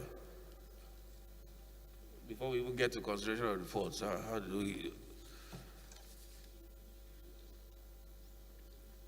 Yeah, so there are about 20.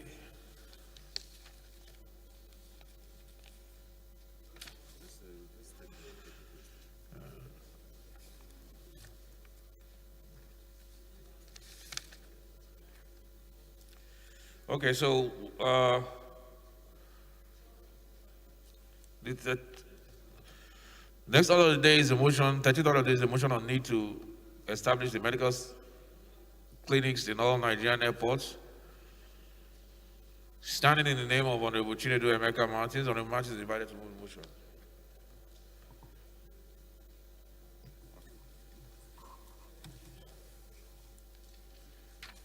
Okay, Honorable Martins.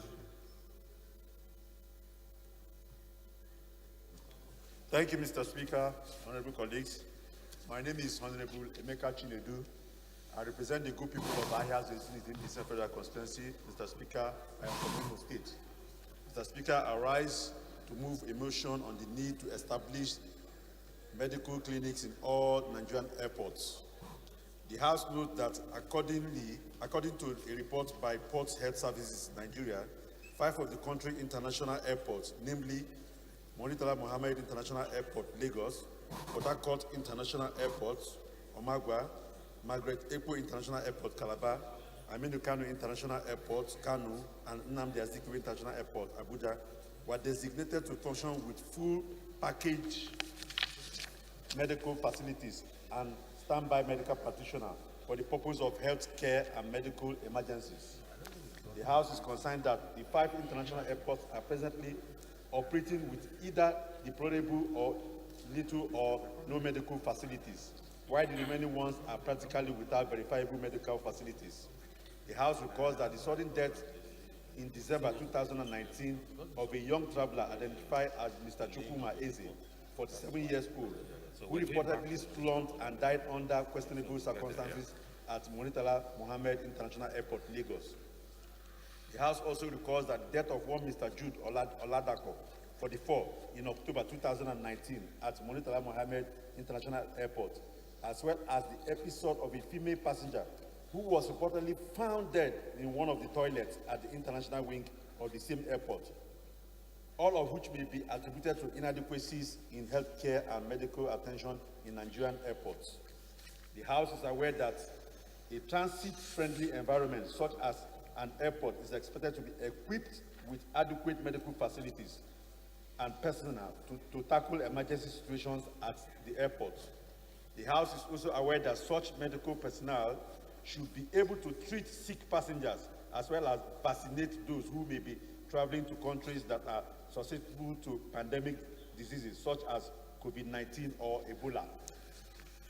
The House believes that the establishment of a well-equipped health facilities in airports with corresponding engagement of medical professionals who will in no small measure tackle issues of healthcare emergencies at the country's airports.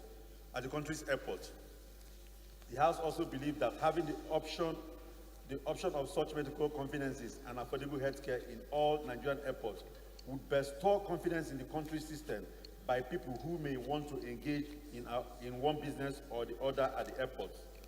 The House is therefore worried that despite the initial designation for full package medical facilities, the airports are yet to go beyond the ordinary first aid as a solution for healthcare emergencies. The House is also worried that the absence of substantially equipped medical clinics and medical practitioners in airports may be a recipe for more avoidable deaths at the airports, thereby eroding travelers' confidence and jeopardizing Nigerian chances to commensurate interaction with the global world. The House therefore resolved to 1, urge the Federal Ministry of Aviation to partner with the Federal Ministry of Health and other related agencies to establish well-equipped medical clinics at all airports in the country. 2, mandate the Committee on Aviation and Health Institutions to ensure compliance. I so move, Mr. Speaker.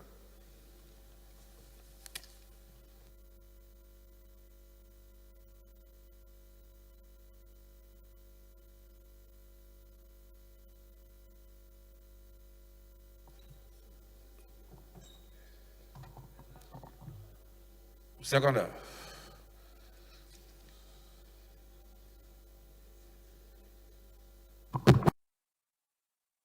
Thank you, Mr. Speaker. Thank you, honorable colleagues. I remain Honorable Barrister Vincent Ekene Ofumelu.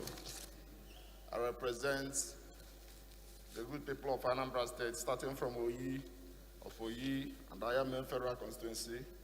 Mr. Speaker, I rise to second this powerful motion and very important one, as it is moved by my colleague, Honorable Chinedu. I so second. Thank you, Mr. Speaker.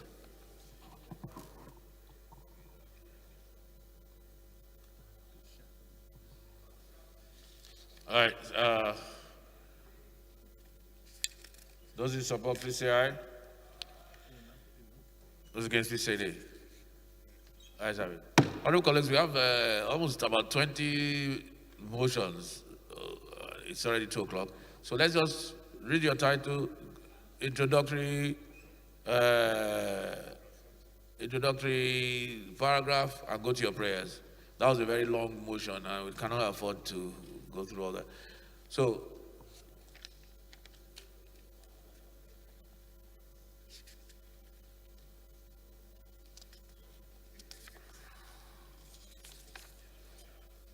the 14th order of the day is a motion on need to stop the state of maternal mortality resulting from cesarean operations in Nigeria. Standing in the name of Honorable Sejes Ogun, Honorable Ogun is invited to move the motion.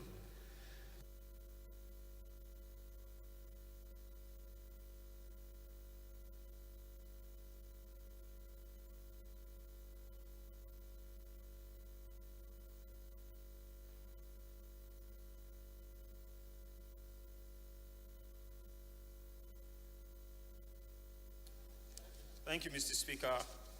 I'm Sergius Ogun. I represent Eastern Northeast, Eastern Southeast, and I'm from Edo State. I rise to move the need to stop the spate of maternal mortality resulting from cesarean operations in Nigeria.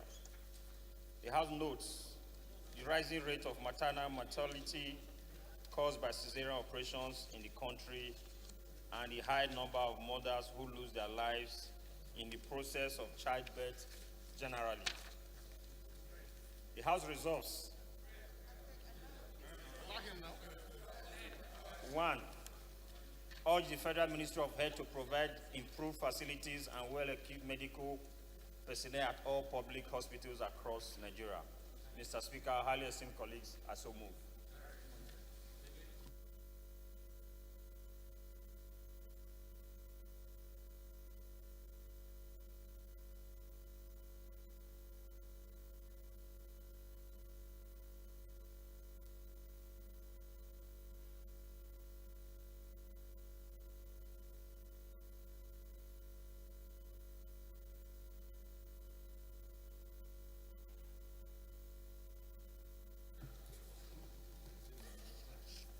Who seconded his motion? Honorable Oduku, you have a lot on your plate now. Why you want to second this? Okay. When are you bringing our...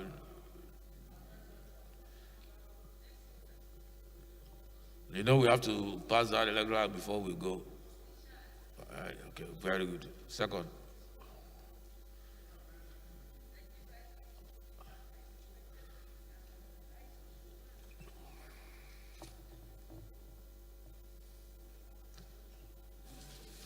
I'm Honorable Aisha Jibril Duku, Gimbiar Duku, member representing the Kunafada Federal Constituency. I come from Gombe State. I rise to second this very, very important motion as moved by Honorable Sergius Ogun. I so second. Those in favor, please say aye. Those against, please say nay. Ayes have it. 15th order of the day is a motion on need to honor frontline health workers in the treatment of COVID-19 patients. Standing in the name of Kolawole Taiwo Musubao, Honorable Musubao is invited to move the motion.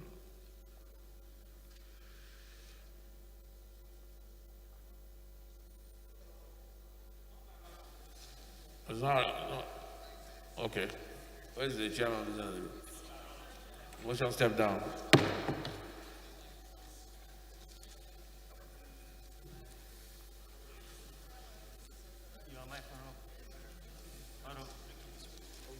The 16th order of the day is a motion on need to address the spate of kidnappings in Shandam, Mekangi,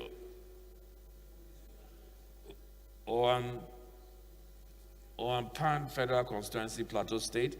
Standing in the name of Honorable Comsol Longcap, Honorable Longcap is invited to move the motion.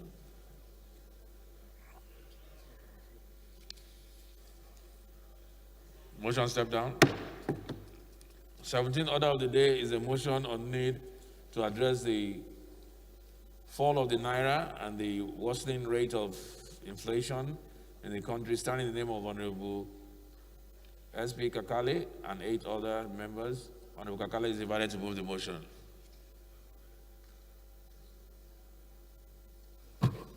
Thank you, Mr. Speaker, honorable colleagues. I remain Honorable Joe Balarab Kakale, member representing Bodenga Dengishin Trita. I'm from Sokoto Burn issue.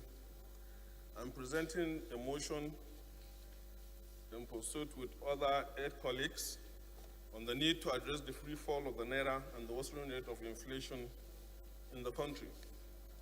Mr. Speaker, the motion is about the spiraling rise of food items and commodities and the debasing of the current incomes of middle and lower earners, as well as other Nigerians, because of the very high exchange rate, as well as the excessive prices of food and commodities.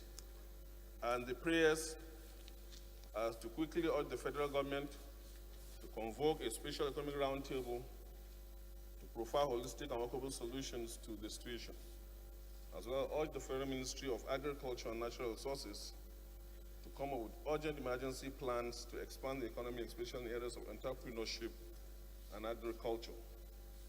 Also, to urge the Ministry of Commerce, Trade, and Investment to deploy intervention strategies to ameliorate the current economic situation and checkmate the food crisis and high prices in the country, and mandate the committees of Finance and Commerce to ensure implementation.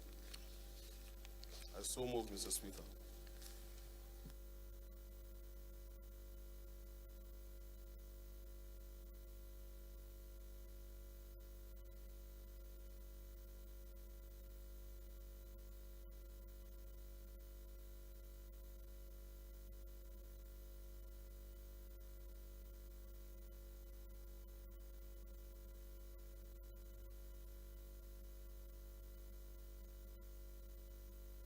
We did it.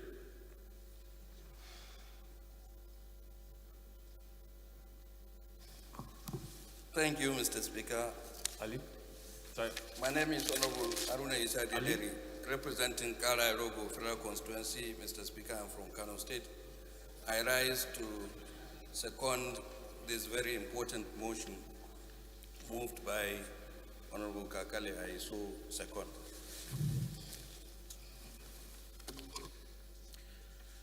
Those in support, please say aye. Those against, please say nay. Ayes have it. 18th order of the day is a motion on the need to support the displaced persons in the Federal Capital Territory, standing in the name of Honorable Professor Julius Iyobere and 4 others, honorable members. Honorable Iyobere is invited to move the motion.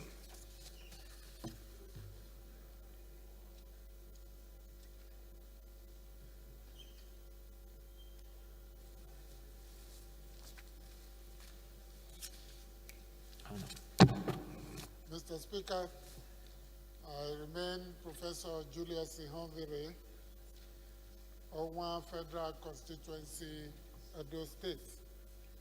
I rise to move motion on the need to support the displaced persons in the Federal Capital Territory, and that the House knows with concern the grave and dangerous living conditions of over 10,000 displaced persons, mostly from Goza in the northeast, who are living in 2 camps, one in Durumi and one in New Kuchinguru. And they are not recognized as IDPs. So we're calling on the Federal Capital Territory Administration, the Ministry of Humanitarian Affairs, and other relevant agencies to recognize them and come to the aid of these women, children, these fellow Nigerians who are suffering under very terrible conditions, including the CBN to intervene through its numerous intervention programs to assist the women and men who are prepared to work. Mr. Speaker, I so move. Thank you very much.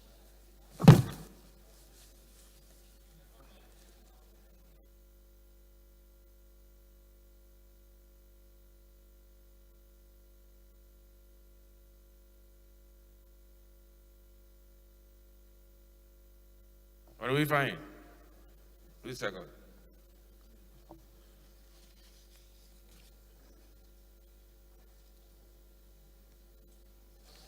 Thank you very much, Mr. Speaker, honorable colleagues.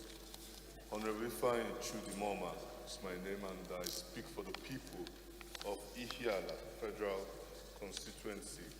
Mr. Speaker, honorable colleagues, I rise to second the motion as moved by Honorable Professor Julius Ihonvire. I so second. Thank you.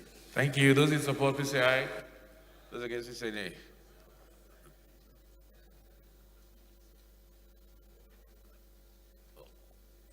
What's your amendment?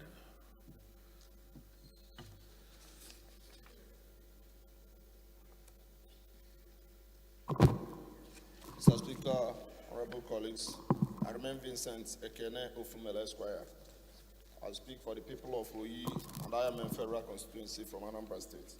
Mr. Speaker, my amendment is the need to support the displaced persons in the federation instead of federal capital territory. Thank you, Mr. Speaker. Thank you, honorable colleagues. Has the mover of the motion left?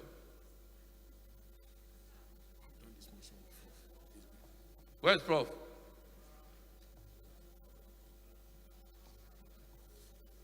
Okay, any seconder? Honorable William.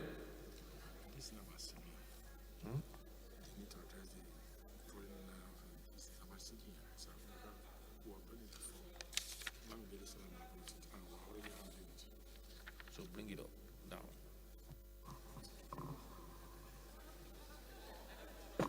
Mr. Speaker. Okay.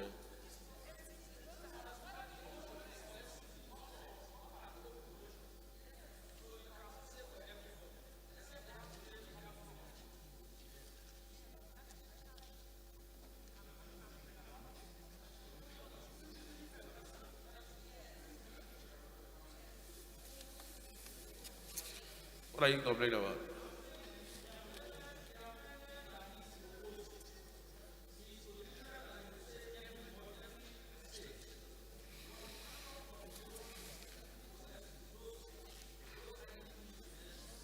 So he's talking about every IDP. So that amendment, okay, you're saying it's not in order.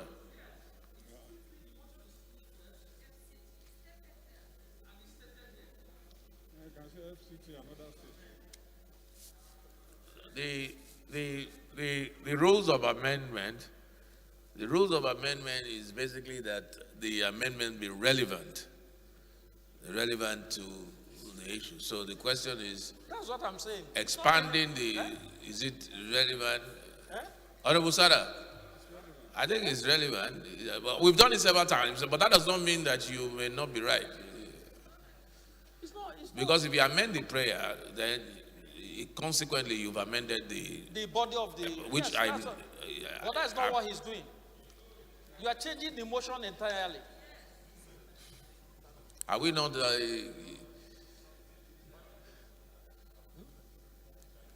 It's Chairman Business and Rules. What Honorable Elumelu is saying, yes, check your rules on amendments and give us a quick... what can and cannot be amended. All I know is that the amendment has to be relevant.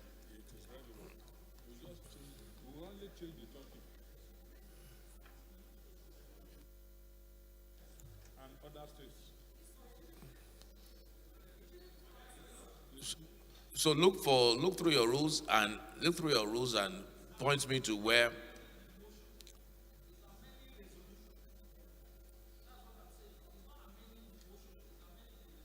now the resolution and the prayer, where there's a conflict, I believe the prayer carries more weight and it means automatically the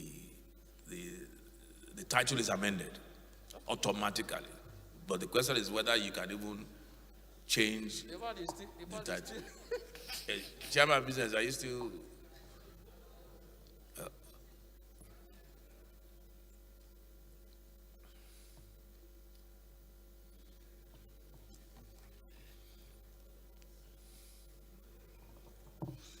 So we'll get everybody to look at it. Honorable, please look at your rules. The clerk is looking at it. Chairman Business rules is looking at it. Let's finish with this one.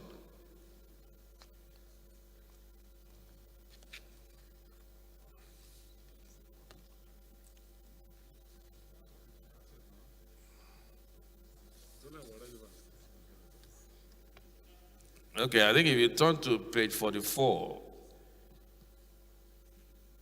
10.1, amendments proposed to any motion or bill under consideration in the House or a committee thereof shall only be in order if they are relevant to the question or matter under consideration, which is what I said.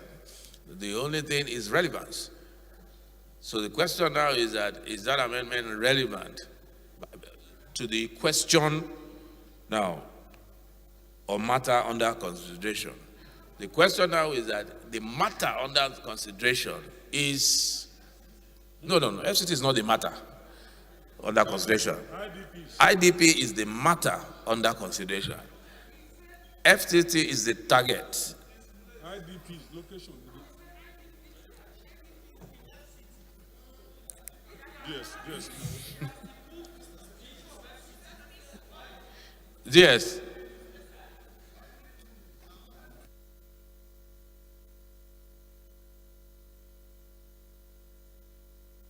Speaker, respected colleagues, I think apart from what is contained here is our own rules. Parliament is guided by our rules and the presidency. And under president, we have had cause to amend motions, though coming, for instance, infrastructure motions that we have dealt with it here.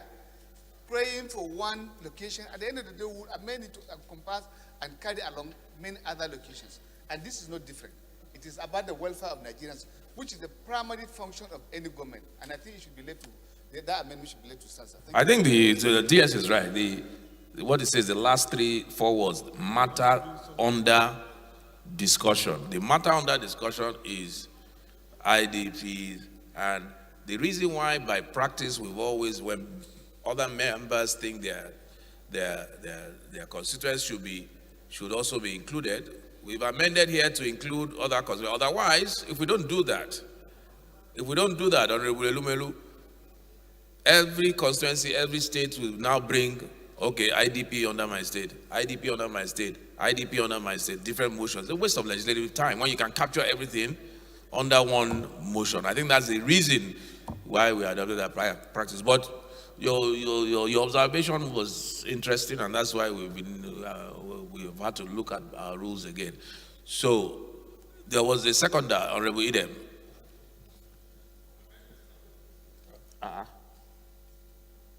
Mr. Speaker, distinguished colleagues, my name is Idem Unyime, member representing Okanafun, Orogonam Federal Constituency in Akwa Ibom State. I rise to second the amendment as proposed by my colleague. I so second. Thank you. Those in favor of the amendment say aye. Those against say nay. Honorable Belu, you are not against this amendment? It's the procedure. All right. It's okay. The ayes have it. It's okay. Those in favor of the motion as amended, please say aye. Those against say nay. Ayes have it. Honorable members, you may wish to know that a bill for an act to establish the Federal University of Agriculture, Kaba, was passed by the House, and same was passed by the Senate with differences.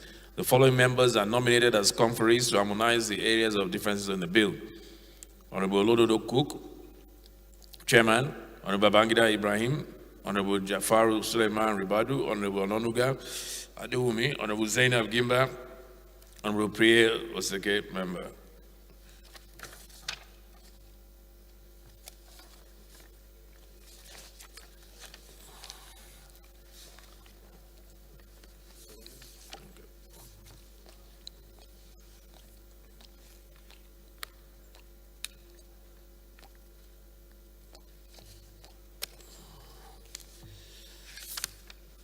Very quickly, I have a communication from Mr. President, submission of the FGN 2022 to 2024 medium-term expenditure framework and fiscal strategy paper. Okay, the MTEF letter submitted by Mr. President. I have the communication here. Honorable Elumelu, you are here. You are not in your constituency today. This is the MTEF for 2022 to 2024. So you don't come next year after you've conducted this passage and say there were killings in your constituency and you were not here. It is with pleasure that I forward the 2022 to 2024 medium-term expenditure framework and fiscal strategy paper for the kind consideration and approval of the House of Representatives. Let me use this medium to express my deep gratitude to the enduring collaboration and commitment of the leadership and honorable members in our collective efforts to sustain the restoration of the January to December financial year. On our part, we have worked very hard to sustain the early submission of the MTEF and FSP. This is to allow the National Assembly sufficient time to perform its important statutory duty of reviewing the framework and strategy paper. I herewith forward the 2022 to 2024 MTEF and FSP, as the 2022 budget of the federal government will not be prepared based on the parameters and fiscal assumptions, will be prepared based on the parameters and fiscal assumptions of the approved 2022 to 2024 MTEF and FSP. I seek the cooperation of the National Assembly for expeditious legislative action on the submission, and please accept, Right Honorable Speaker, the assurances of my highest consideration. Yours sincerely, Mohamed Buhari.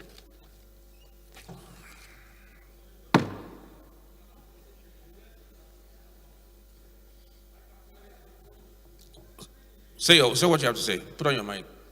Don't be bold. Say what you have to say. Thank you, Mr. Speaker. Yes, he's referred to the Commission of Finance. Yeah, Mr. Speaker, if you recall in the meeting we had, the interface with the Minister of Finance, I did raise that I object to the fact that the MTEF was put, I'm on mic, was put to read from 2001 to 2004. And I said that I'm more particular that it appears that the minister is indirectly helping APC to rig the election by going beyond 2023. And you were there, and she said, well, that is because it's 4 years. That's one. Then the other one, you said, I'm here now. I'm here that you are reading the message from Mr. President, but not to the effect that I'm now seated for the consideration, because it has not been, committed to the Committee on Finance and Appropriation for them to do justice and bring it back and lay it for us to now consider it. So I just felt that that should be noted. Okay, that there's a difference that you are here when I'm reading the letter and not here when they're taking that's what you're saying. Okay, but the letter is to put you on notice that MTEF has been sent.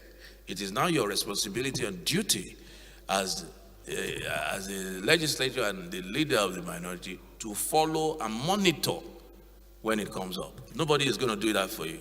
Thank you.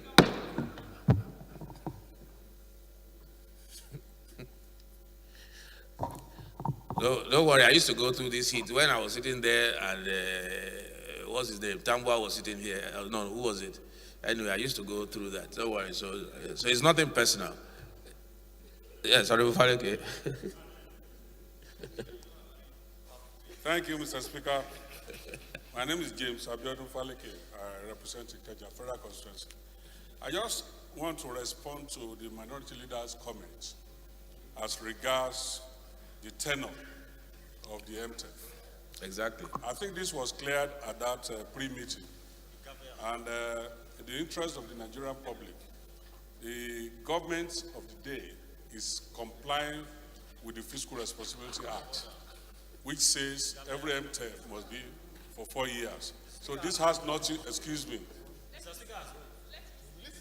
No, it's personal explanation. He came on that personal explanation. Yes, very important that I make it clear. This has nothing to do with whether the government intends to rig election beyond 2023. I think it is important that we clear it. The government is law-abiding and is abiding by the fiscal responsibility. Thank you. Right of reply, sir. Right of reply.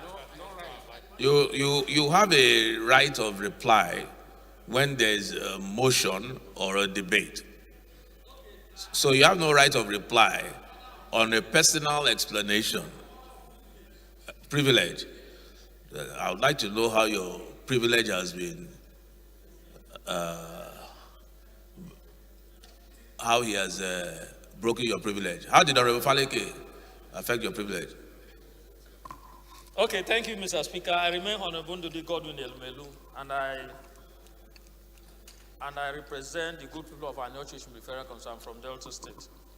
He made a submission trying to clear the fact that I said that the Minister of Finance, including 2021 to 2024, which in effect implies that there's an attempt by APC government to rig 2023 election to keep them beyond 2023.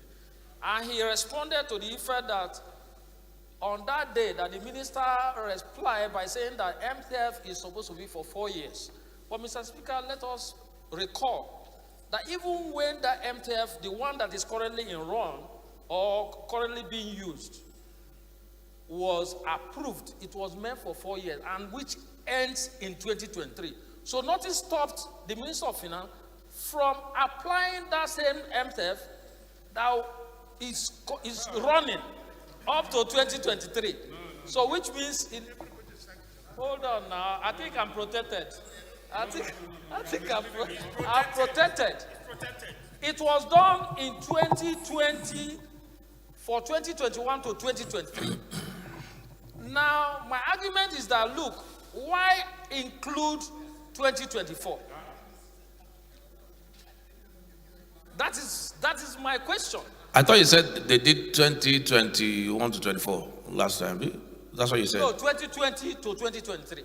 Okay. So which was meant for 4 years, and it's still running. So why not apply that for 2020? Eh? You said what? What are the dynamics? Well, you see, what I know, Honorable Elumelu, what I know, I've been in this house. They brought supplementary. If there are issues, Honorable Elumelu, if there are, when, and this happened severally, not once, if you check your records, when you guys, when PDP was in government, where there are changes to MTF as you go along. And the reason is when the fundamentals change. Anytime the fundamentals change, it throws off your calculations, your 4-year projection. It's just a projection. If you look at the title, it's a framework, it's a projector, it's a strategy paper. And fundamentals do change.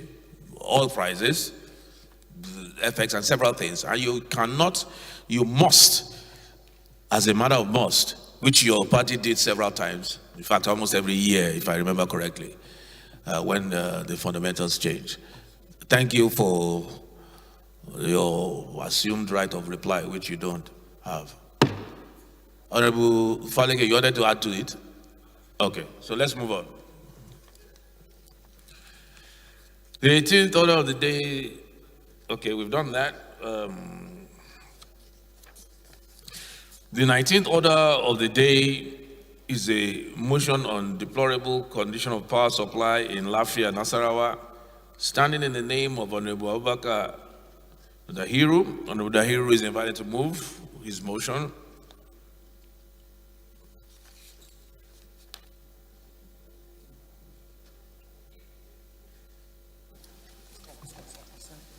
Okay. Mr. Speaker, my fellow colleagues, I remember when I worked at Dahiru, I represent Lafia Obi, federal constituency. I rise to move a motion on the deplorable condition of power supply in Lafia and Nasarawa State. Note that since Lafia became the capital of Nasarawa State 25 years after, it remains the only state capital in Nigeria with epileptic power supply. Mr. Speaker, my prayers is to mandate the Committee of Power to investigate the poor electricity supply in Lafia, the capital of Nasarawa State, and also to visit the Akruba transmission station to ascertain the level of the ongoing project and engage the Abuja Electricity Distribution Company, AEDC, to provide all the necessary electrical equipment needed to improve power supply in Nasarawa State and to report back within 4 weeks for further legislative. I so move, Mr. Speaker.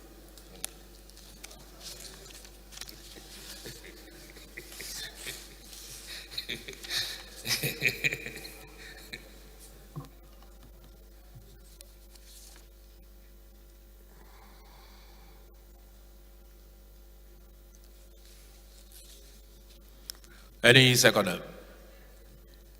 Honorable Benila. Okay.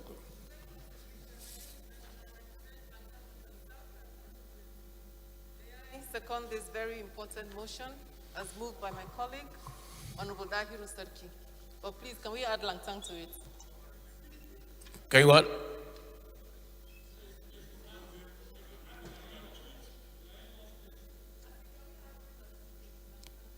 Can we add plateau or lantern?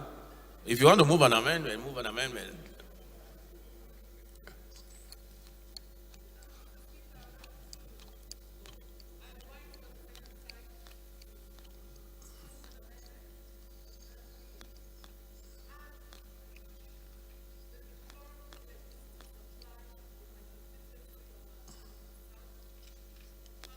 Time we experienced good electricity supply was over 20 years ago. It's very erratic, yes. Because we rely on the just electricity distribution. And it's Isn't that's supposed to be a very strong, powerful? Well, we all grew up hearing of the Lantang Mafia and all that. You don't have like the Lantang Mafia. Didn't you hear about them? Then you have the deputy speaker here. Please, in fact, you cannot indict the deputy speaker. We have to reject this motion. No, we can't do that. The DS is here. DS. She's in. Okay. She's saying the reality, the problem of our power is from Pangshin down to the entire southern part of the Plateau State. We do not have electricity. And I have tried to investigate, and I've engaged the Ministry of Power as to what really is happening. What is happening is that there is overhead, the cables that are stringed from Dadinkowa to Pangshin. There are a lot of transmission lines. There are a lot of houses that have been built under those ones, and they needed to. They cannot power those lines until those houses are demolished. Right of way, until they are demolished. The issue now is between compensation and then for us to have access to that. I think we're working on that one. Okay. I think you're right. Whilst we're at it, we'll also add Gindri to that list. That's where my wife is from. So the amendment, please.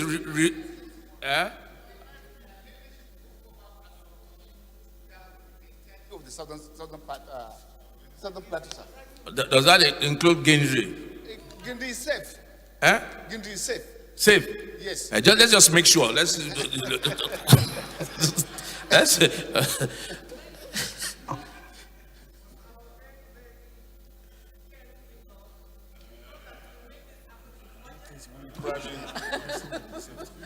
My name is Benny Lai, I represent Langtang North and South.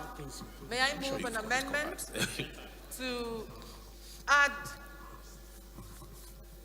the southern zone, the entire southern zone of Plateau State needs to have the deplorable electricity supply situation restored. We need an intervention from the government, as well as Gindiri in Plateau State. The whole as well as compensation okay, as well as compensation for those buildings that have been built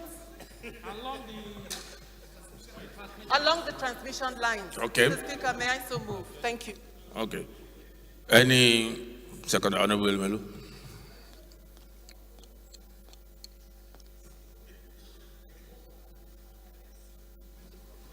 Thank you, Mr. Speaker. I remain Honorable Didi Godwin Delumelu, and I represent the good people of Anyocho Shimili Federal Constituency. I'm from Delta State, but born in Jos, so I'm a Plateau son.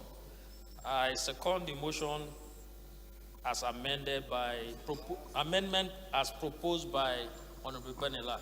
Okay, that's the amendment for compensation and to include the whole of Southern Plateau and Gindri in the.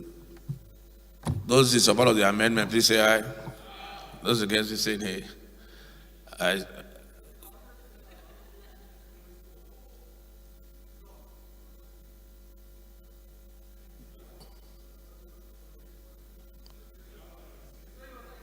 Oh, okay. No. It won't cover Delta. The ayes have it. Those in support of the motion as amended, please say aye. Those against, say nay. The ayes have it. Announcement by Honorable Benkalu. A reminder. It's by Ken Benkalu and myself, actually. Kindly remind members of the event on Monday, 12th of July. That is the press corps dinner and award night. Honorable colleagues, please let's be there at ICC Center, 3 p.m. Okay. The 20th order of the day is the need for early preparation to mitigate the impact of flood in communities along Benue and Niger, standing in the name of Honorable Saidu Mohammed Mustafa. I don't think he's here, and 7 other minority members. Honorable Mustafa is invited to move the motion.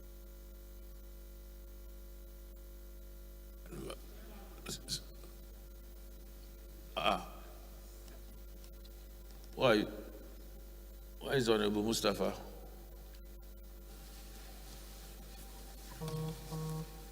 Mr. Speaker, honorable members, my name is Kwamoti Bitrus Laori, member representing Numan Jamsa Lamude, Federal Constituency from Adamawa State.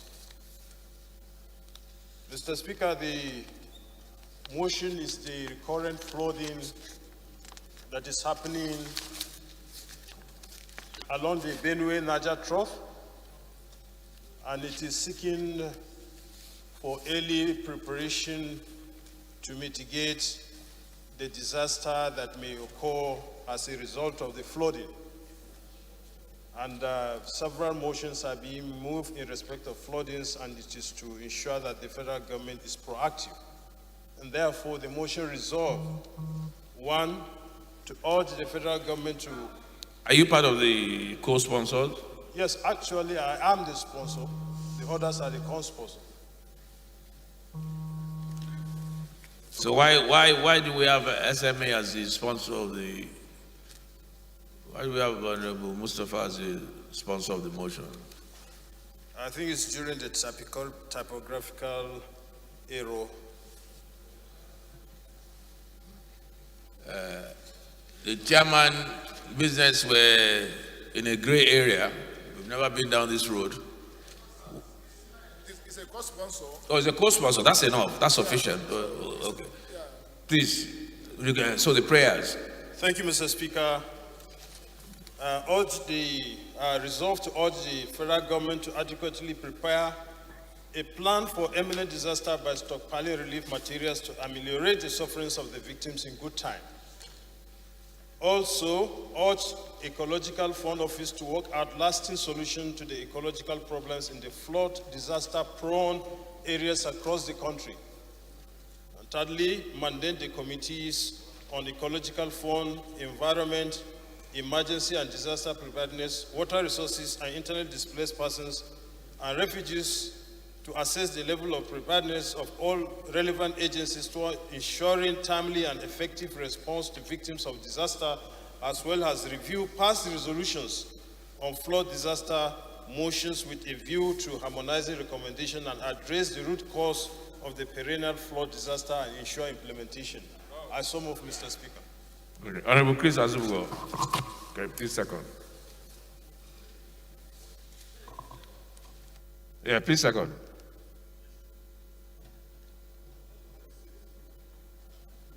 Thank you, Mr. Speaker.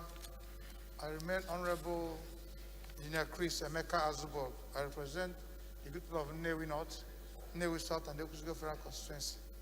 Mr. Speaker, I rise to second the motion, ably moved by my colleague. I so second. Thank you, Honorable Chris. It's a disaster motion, so I'll just put the question. Those in support, please say aye. Those against, please say nay. Ayes have it. The 21st order of the day is a motion on need to curb the influx of fake, substandard, and counterfeit products in Nigeria, standing in the name of Honorable Okafor. Honorable Okafor is invited to move the motion.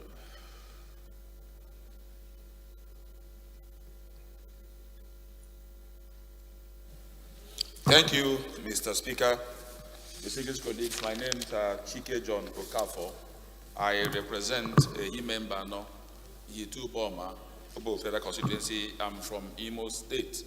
The motion is the need to curb the influx of fake, substandard, and counterfeit products in Nigeria. The situation as we have today is such that our domestic market is awash with fake and substandard and counterfeit products. And such products include electrical, electronics, household appliances and equipment, building materials, and also automobile parts. And that has led to several deaths in the country. I don't want to bother us with the details. I go straight to the prayer. The House is invited to resolve to mandate the committees on commerce and industry to investigate the proliferation of substandard products in our domestic market with a view to taking proactive measures to curb the situation and report within 3 weeks for further legislative action. Mr. Speaker, colleagues, I so move. Clerk and Chairman Business, can you note that all these motions that we're taking with resolutions for a certain number of weeks, they are to commence from September when we resume?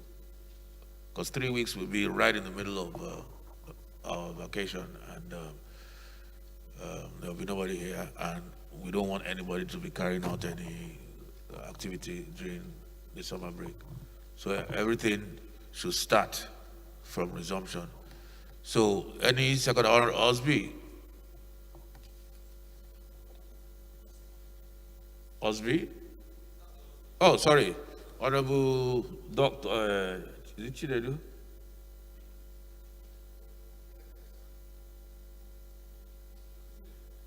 Thank you, Mr. Speaker. Honorable Fube, Women Affairs.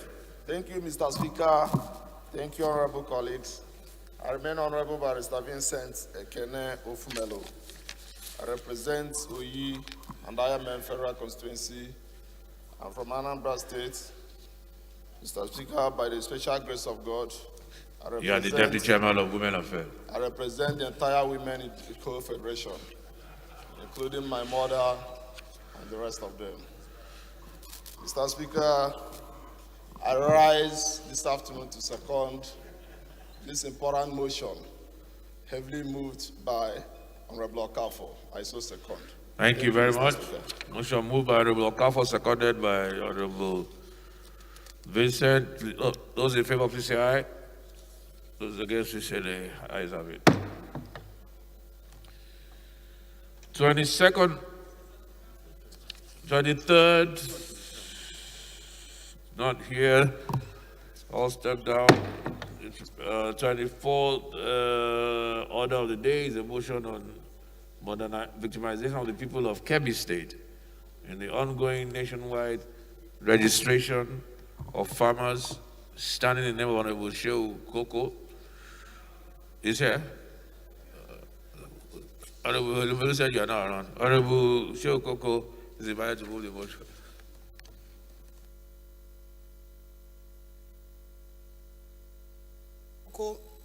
From Kebbi State, representing the good people of Myanmar, Koko, Base Federal Constituency. Mr. Speaker, I rise to inform this House and Nigerians on the victimization of the people of Kebbi State and members of the constituency, of my own constituency in particular, on the victimization by the Honorable Minister of Agriculture on the current registration of farmers across the country.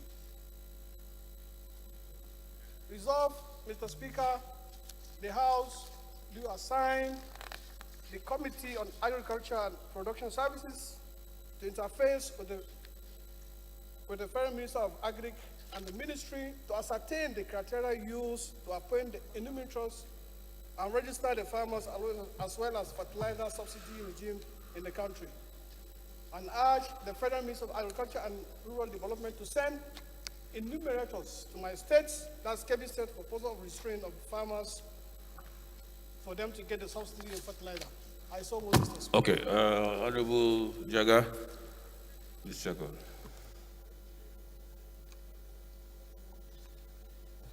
Thank you, Honorable Speaker, my honorable colleagues. My name is Mohammed Umar Jaga, representing Alioru Gondu Jaga Federal Constituency. I rise to second the motion, heavily moved by my honorable colleague, Honorable Sheo Koko. I so second. Honorable Koko, is there a time frame to this thing? Will it lapse? Or, because I say that because this investigation, whatever you're saying, will start in September. Would that be problematic?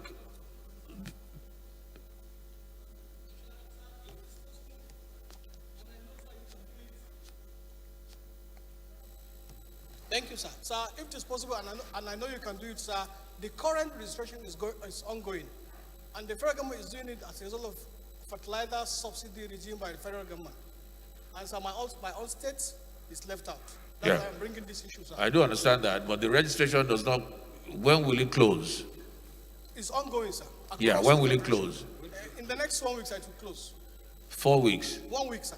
Are you sure about that? Very much sure, sir. Meaning that if we come back in September to investigate this matter, events would have overtaken it, it would have closed. And my people who are farmers, they will not get the subsidy.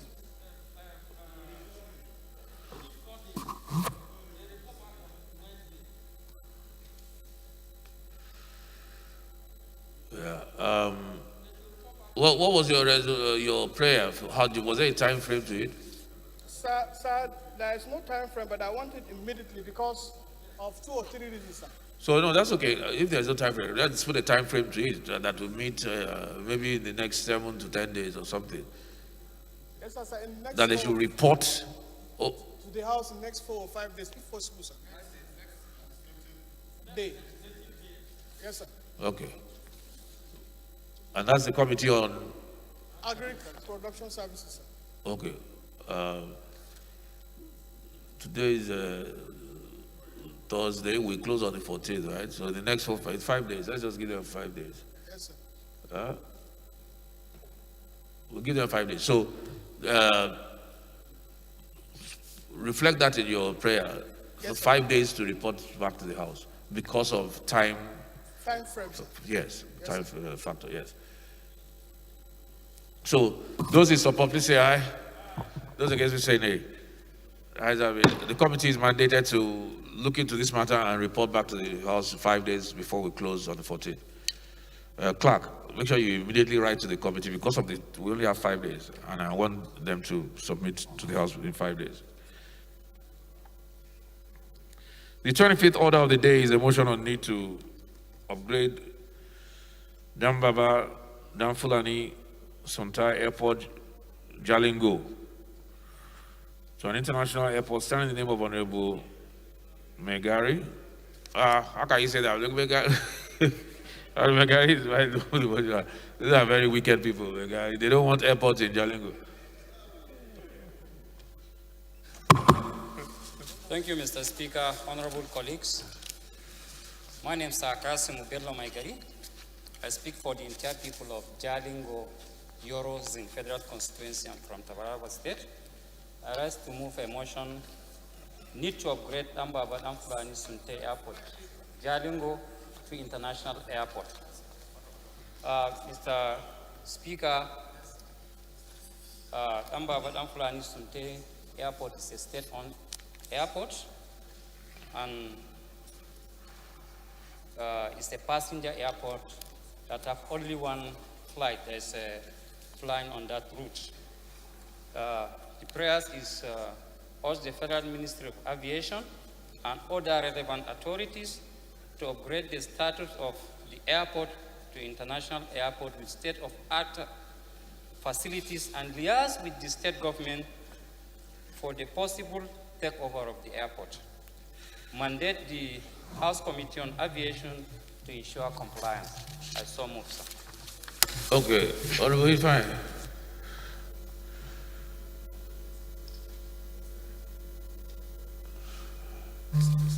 Thank you very much, Mr. Speaker. I rise to second the motion as moved by my great Fulani brother, Honorable Megari. My name is Honorable Barisifine Chudimom. I speak for the people of Ihiala Federal Constituency. I rise to second the motion as moved by my great Fulani brother, Honorable Megari. Thank you. Okay, thank you. I have a very interesting question. Is the Chairman Committee on Aviation here? Honorable Nolly is not here. Is there any other state that owns its own airport?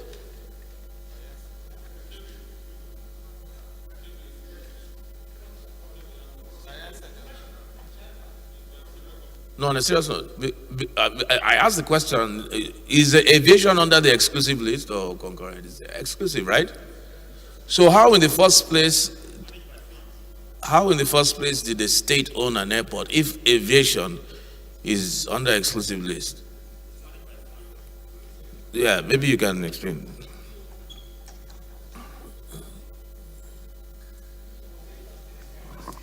Thank you, sir. Sir, the airports are not owned by states, but the only thing that happened was the state government normally made intervention and built the airports and maybe called the federal government to pay them back before the federal government takes them, like in my states. Okay. Thank you, sir. That's what I was right. It's just like federal roads. Yes, sir. That's like sometimes they do with federal roads. No, because Honorable Megari had said that it's a state-owned airport. No, sir. No state owns airports. Sir. Okay. But it's only built. Yes, they just built and transferred to the federal Okay, government so after refund. Okay. So those in support for the upgrade, please say aye. Those against, please say nay. Ayes have it.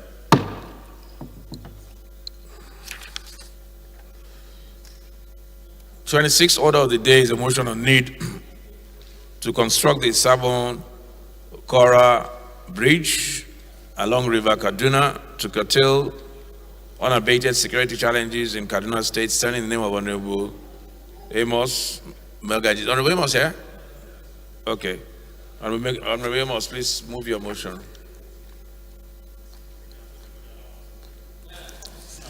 Thank you. Thank you, Mr. Speaker. Honorable colleagues, my name is Amos Gwamna Magaji. I represent the peaceful people of Zangon Katavjaba Federal Constituency. Mr. Speaker, we are the owners of the best ginger in the world, which is Jaba local government. Thank you, sir. I rise to move the motion for the need to construct the Sabon-Kora Bridge along River Kaduna to curtail unabated security challenges in Kaduna State. Mr. Speaker, the House notes that the ever-rising security challenges in southern part of Kaduna State, in Zangon, Katavjaba, Kaura, Chikung, and Kajuru local government area, which has led to the death of so many people within that area. And this is because, Mr. Speaker,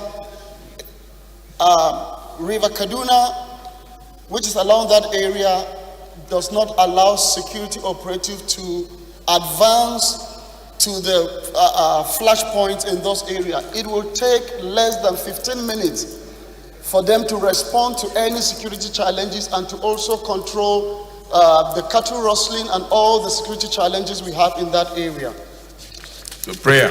My prayer, Mr. Speaker, number one,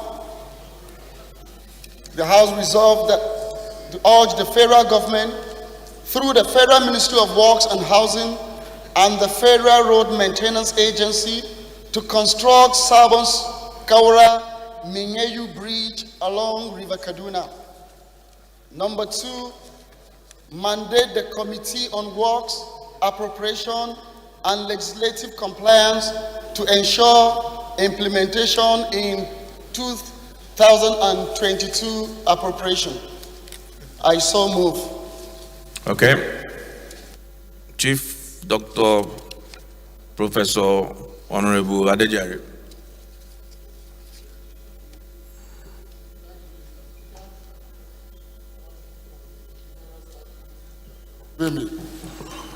I still remain Honorable Dr. Samuel Babatunde Adejare. I represent the wonderful, fantastic people of Agege Federal Constituency. I'm from Lagos, my Lagos, our Lagos. I stand to second the motion as moved by Honorable Amos Governor Magaji. I so second. Thank you, sir. We said Lagos what? Lagos. So Honorable Ogenet is from Lagos. You know that, right? Those who support, please say aye. Those against, please say nay. Honorable Ogenet, Lagos, Lagos. Aha. The 27th order of the day is a motion on need for the federal government to harness the large clay deposits. I thought we took this.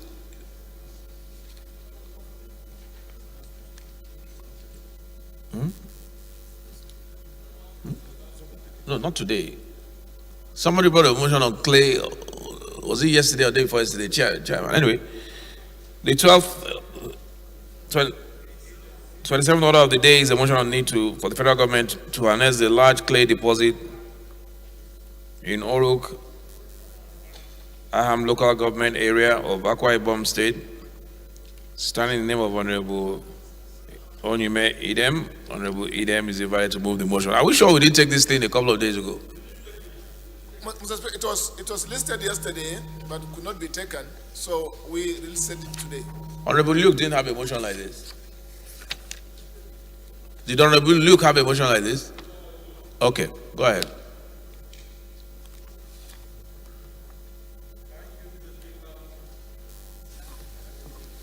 Mr. Speaker, distinguished colleagues, my name is Idem Unyime, member representing Ukanafun, Orogonam Federal Constituency of Akwa Ibom State.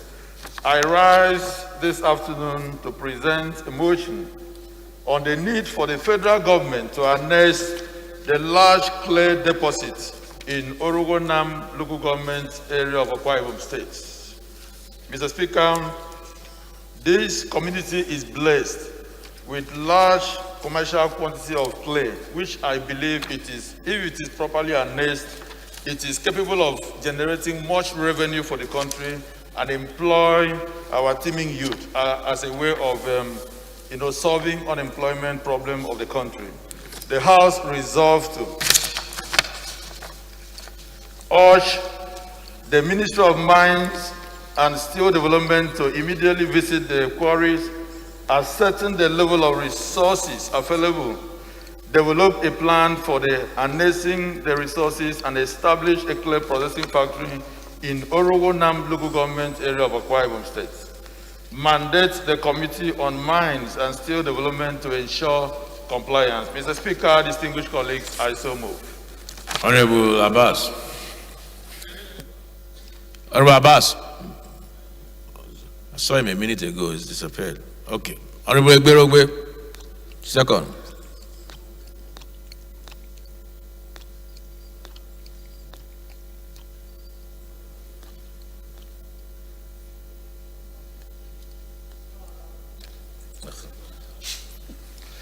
Thank you, Mr. Speaker.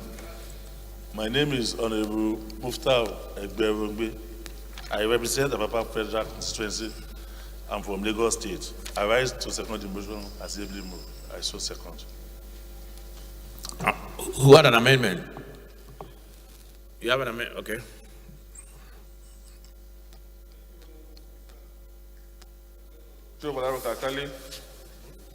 Member representing Boding and I'm from Sokoto Burnishu.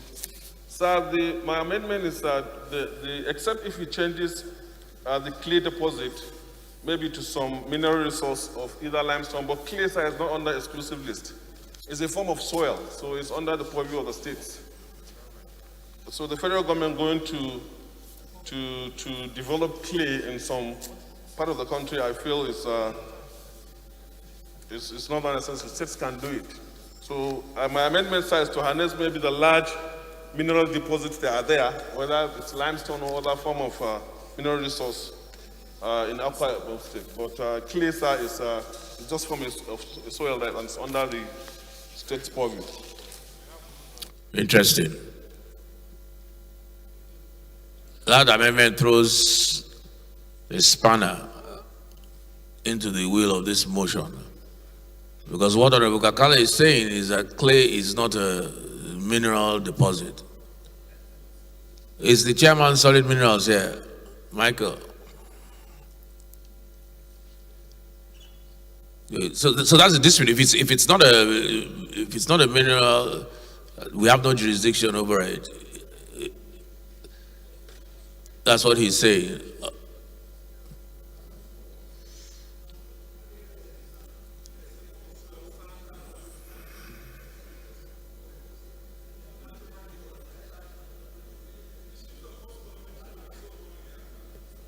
Okay,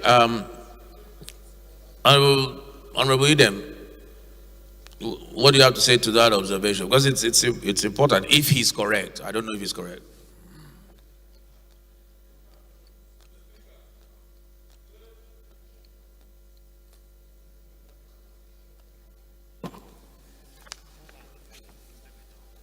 Mr. Speaker, I want to say that clay is part of the natural resource, which the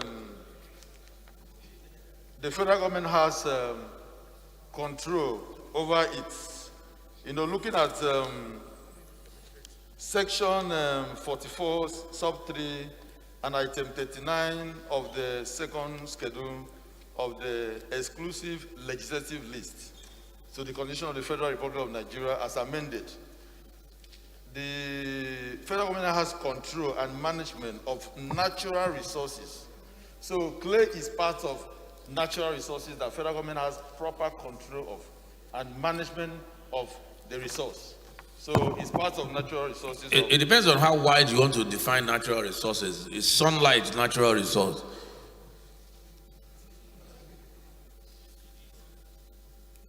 So does the federal government have clay is part of jurisdiction natural over sunlight?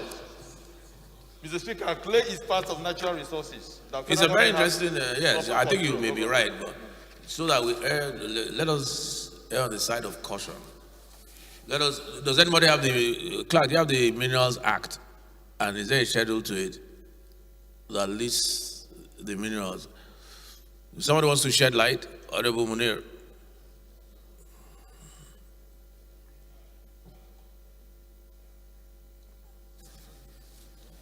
Thank you, Your Excellency. My name is Munir Babada Nagundi. I represent Umbo, the Federal Constituency of Kano State. I just want to toe the line he has said for anybody to mine anything, whether sand, clay, granite, he must take permission from the federal government. It's part of the exclusive right of the federal government to give license to people to explore or to excavate all these things. So what he said is part of natural resources. Yes. I'm aware that dredging. Because you must obtain license from the Federal Ministry of Mineral Resources for you to even have borrow pits. I'm aware that when you dredge in Lagos, for instance, the permit and license is granted by the state government. So there's still, I think there's a conflict.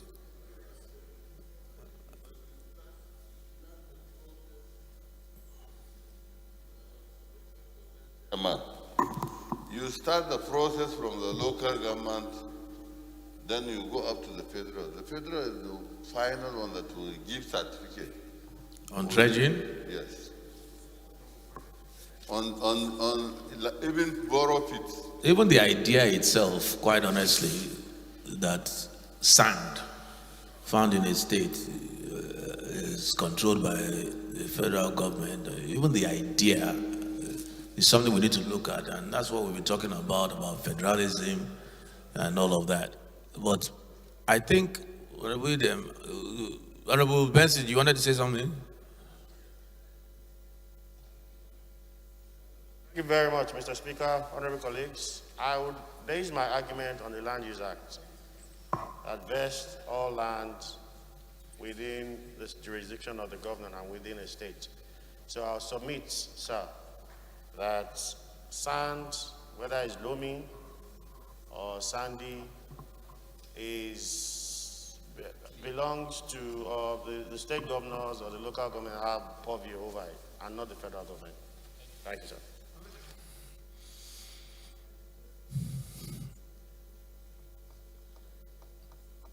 Yes, there's a Land Use Act argument as well. Honorable Seka.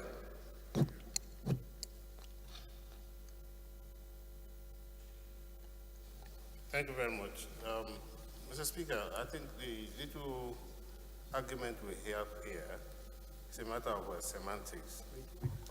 Here, we have solid minerals, well defined.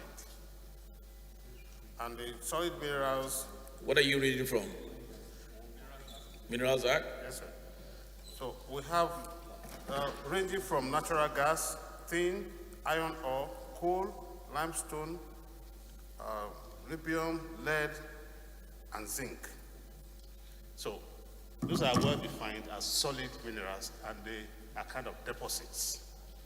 The rest are natural of nature, in the class of whatever we call sand, clay,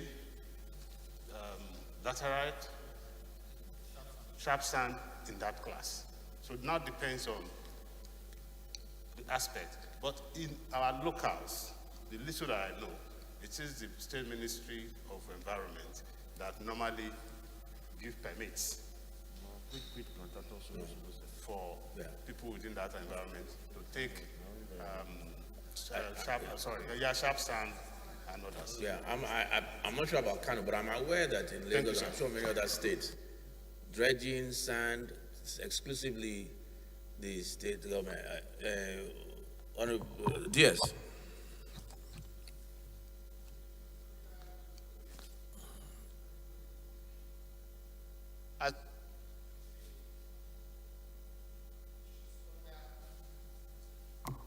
Discussion, sir. It's simple, sir. If clay, like the being mentioned, which is topsoil, you can get from topsoil, you have to come to federal, it means that all the building we're having, you will not be allowed to build. The buildings? Yeah, oh yes, sir. Because it's being used as part of what you are using for your plastering and other things. It is not under that exclusively, sir. That should not be. But yes, I agree that there are certain deposits that could be used. For instance, the one used for burn bricks. These are the ones. The issue now is about environmental impact. It's not about developing the policy. Policy can be developed by the state, like as we mentioned.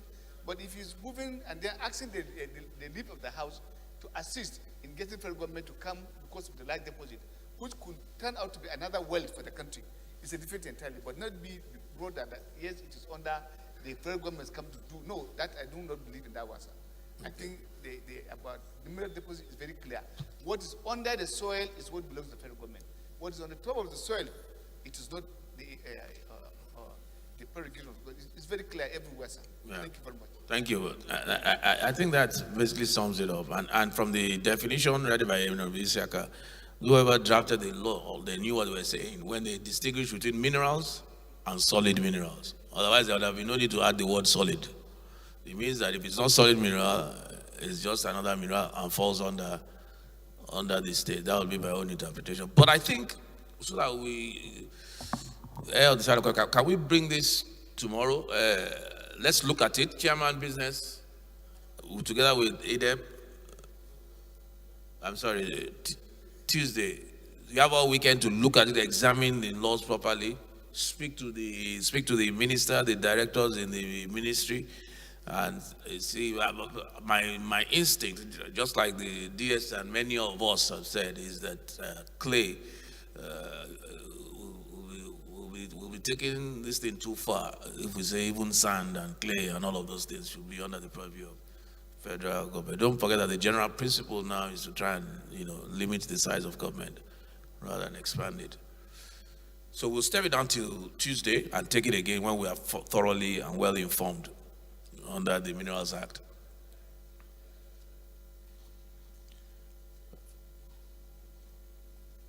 So we'll just step down to Tuesday. Please make sure it comes up on Tuesday. Yeah. 28th order of the day is consideration of bill for an act to establish the Defense Research and Development Bureau to conduct and coordinate robust research and development in the armed forces of Nigeria and for related matters. Honorable members will recall that the bill was committed to the Committee of the Whole on Wednesday, 30th of June 2021. Honorable Baba Jimmy Benson will move for its consideration.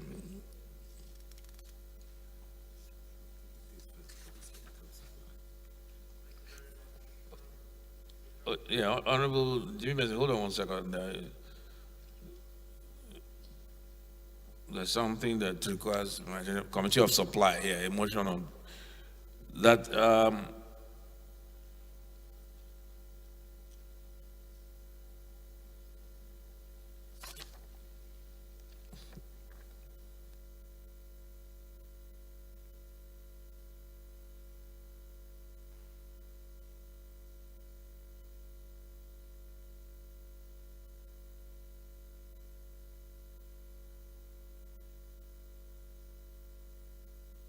Next order of the day is consideration of report of the Committee on AIDS, Loans and Debt Management on the request for a resolution authorizing the implementation of the new external borrowing of 6.183 billion in the 2021 Appropriation Act through the issuance of Eurobond in the international capital market. Honorable members will recall that the report was laid on Wednesday, 7th July 2021. Honorable Safana to move for its consideration.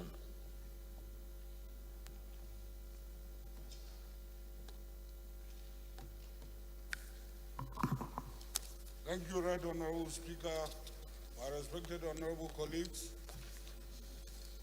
My name is Ahmed Ebu Safana, representing Bas Ali Safana, the Musa Federal Constituency from Katsina State.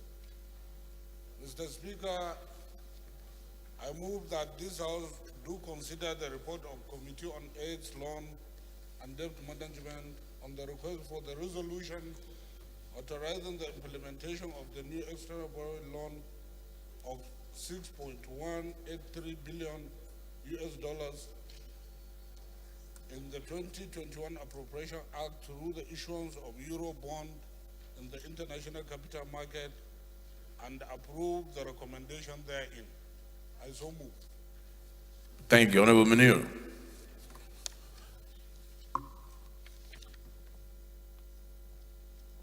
Thank you, Your Excellency. My name is Munir Babadan Agun. I hereby second the consideration of report as moved by my colleague, so second. Thank you. Those in favor, please say aye. Those against, please say nay. Ayes have it. Next order of the day is consideration of bill for an act to establish the Defense Research and Development Bureau to conduct and coordinate robust research and development in the armed forces of Nigeria and for related matters. Honorable members will recall that the bill was committed to the Committee of the Whole on Wednesday, 30th of June, 2021, and now call on Honorable Jimmy Benson to move that the report be considered.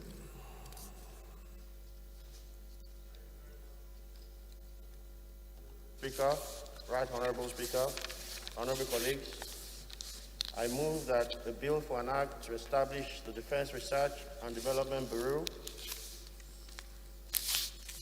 be considered. I so move, Mr. Speaker. Seconder. Honorable Maki.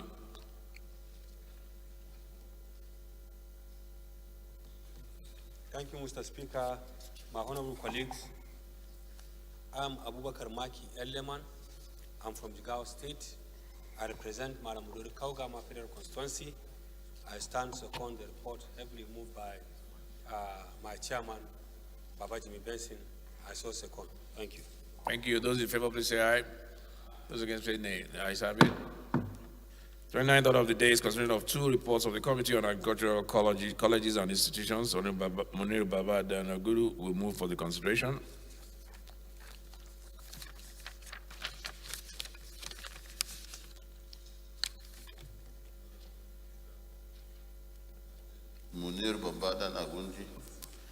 represent Kumbodo Federal Constituency of Kano State.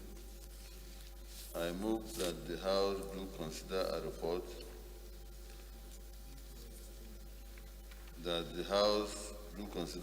of the Committee on Agricultural Colleges and Institutions on a bill for an act to establish Federal University of Agriculture, Akoko, Edo State, to make comprehensive provisions for its due management and administration and for related matters. And also that the House do consider the report of the Committee on Agricultural Colleges and Institutions on a bill for an act to establish Federal College of Fisheries and Aquaculture, Tuamo Delta State, charged with the responsibility to provide full-time courses in fisheries, aquaculture studies, and for other related matters. I so move. Thank you. Honorable Moreno, please second.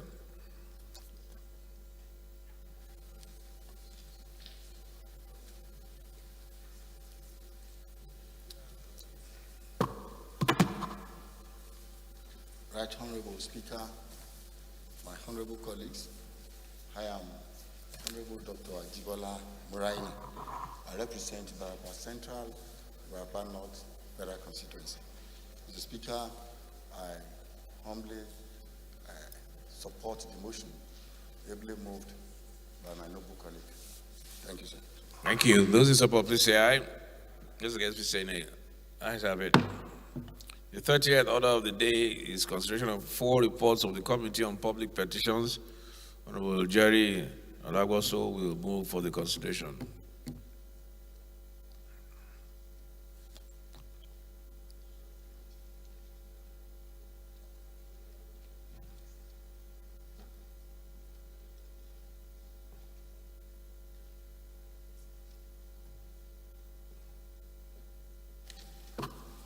Thank you, wonderful speaker. My colleagues, my name is Jerry Alabos. I'm from Imo State, representing Osun Federal Constituency. Right, honorable speaker and colleagues, I rise to plead that the House do consider the report of the Committee on Public Petitions on the petition by Ramos Abraham Bolanda B. Adiogo and Diana Wogu, the alleged unlawful termination of the appointment and approved recommendations herein. 2, the House do consider the report of Committee on Public Petitions by Finidi Jables against the Shea Petroleum, the gross injustice and oppressive acts, and refusal to pay his company, Omeri and Associates, for constitutional dues regarding contract and approval and approved recommendation herein. 3rd, that the House do consider the report on the Committee on Public Petitions on the petition by Ndianusi and 12 others against the Minister of Aviation and the Federal Airports Authority of Nigeria for non-inclusion on the ongoing final settlement paid off and terminal benefits and approve the recommendation thereof. 4, that the House do receive the report on the Committee on Public Petitions, a petition by Yetunde Oladimeji against the Nigeria Police on an appeal for urgent intervention for the purpose of restatement on the approved recommendation therein. I hereby need to consider, Mr. Speaker and colleagues.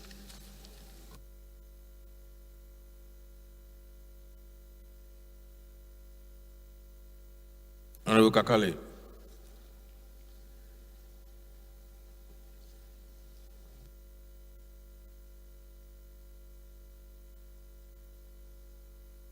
Bodinga, engagement traitor. I stand to second the motion heavily moved by my leader, Chairman Alobus. Those in favor, please say aye. Those against, please say nay. House the ayes have it. Deputy Leader, please can you move that the House resolve to the Committee of the Whole to consider the report? and supply. We have one on supply, yes.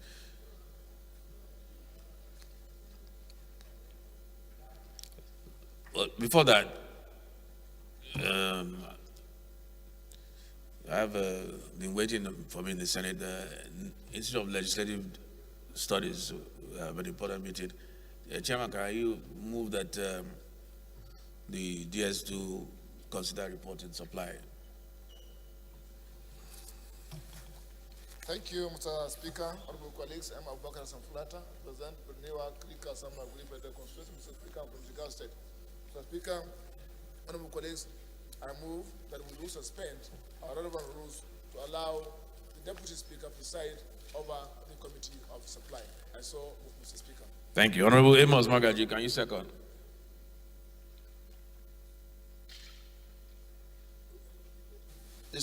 Thank you, Mr. Speaker. My name is Amos Gwamna Magaji. I represent the peaceful people of Zangon Katavjaba Federal Constituency. I hereby second the motion moved that the House resolve into of the House.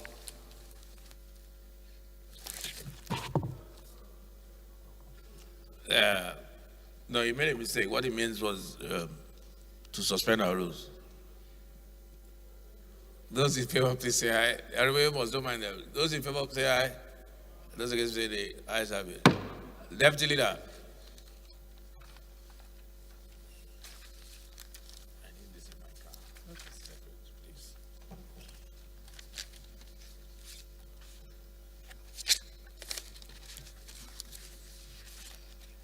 Thank you very much, Mr. Speaker, and my distinguished colleagues. I am Comrade Peter of Nyozoja Partisan MNI. I represent Akuku Edo people. I'm from Edo State. Mr. Speaker, I move that this House be resolved to a committee of the whole as well as a committee of supply to consider reports. I so move, Mr. Speaker.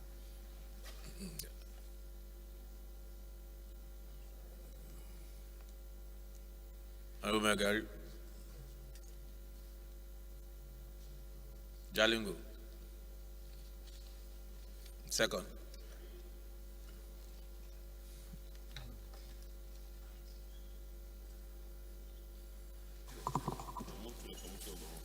Okay, Mr. Speaker, honorable colleagues, I rest second the motion moved by my colleague to House. Thank you. Those in favor, please say aye. Those against, say nay. Ayes have it. House Results Committee of the Whole and Supply. Yes, thank you very much.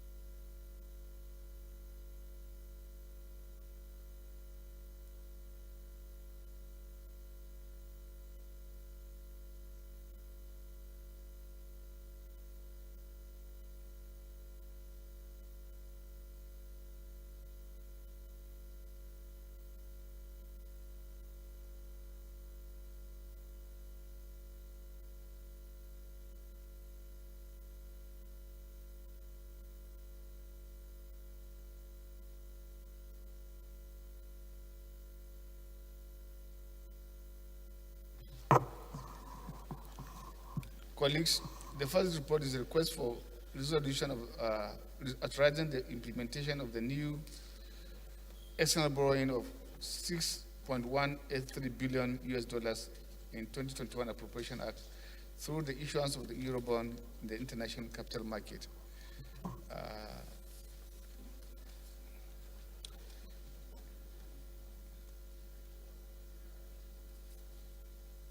Honourable members will recall that the report was laid on Wednesday, 7th July 2021. Honourable Ahmed Safana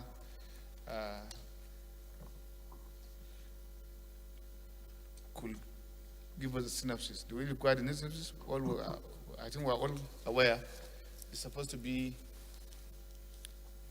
part of the financing of our budget, so for 2021.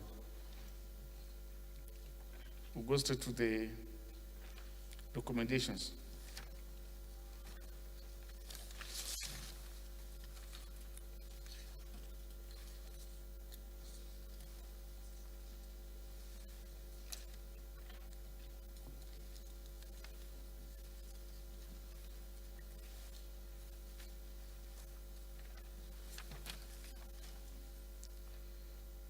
Recommendation 1, recommendation 2, recommendation 3. Thank you.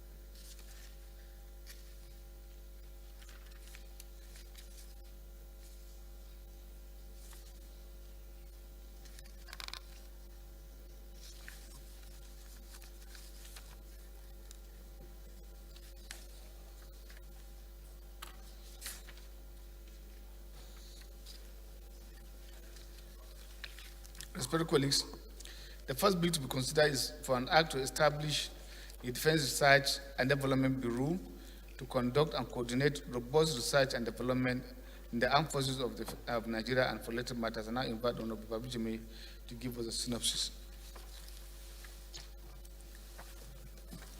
Thank you very much, Mr. Chairman.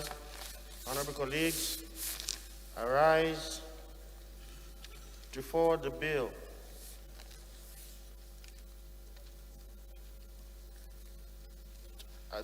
I rise to request that the bill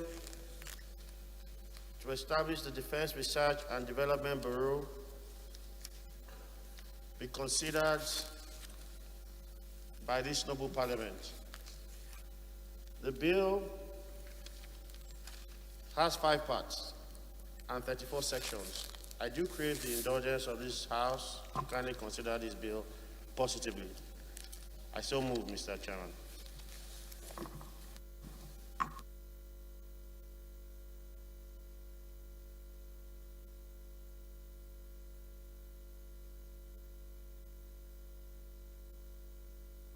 I don't know whether it is for the institution that you have along the airport road. Okay. No, sir. Thank you. Clause 1. Clause 2. Clause 3. 4. 5. 6. 7. 7, 8, 9, 10, 11, 12, 13, 14, 16, 17, 18, 19, 20,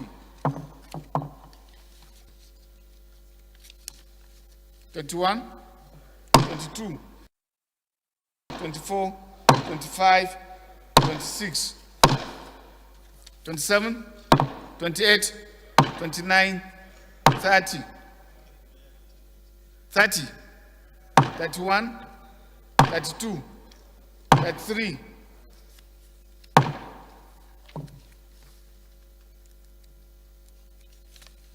34,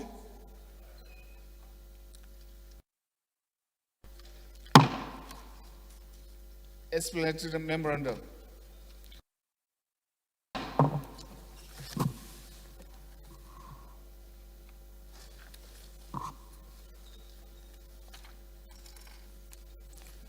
Respected colleagues,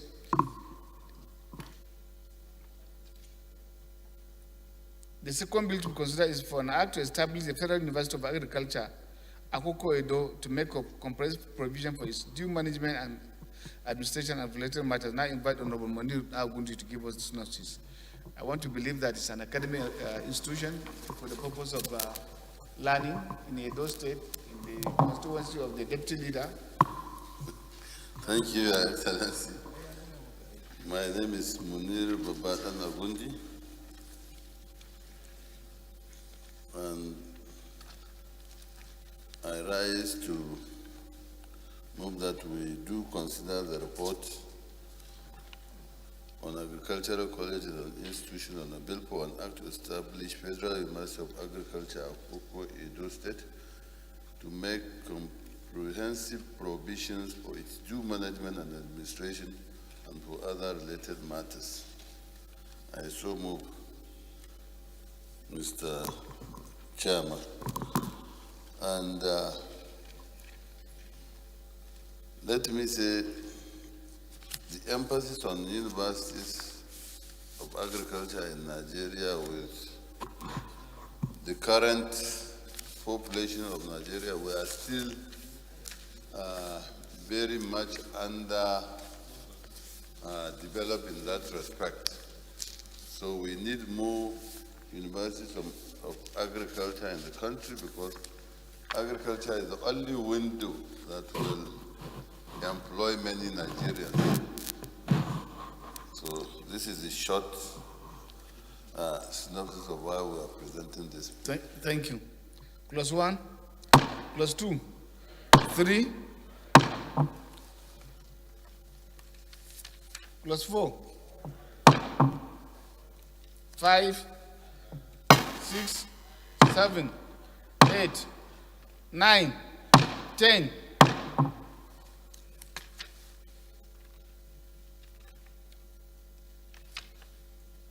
11,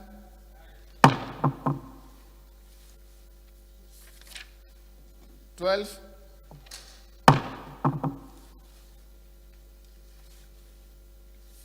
13, 14,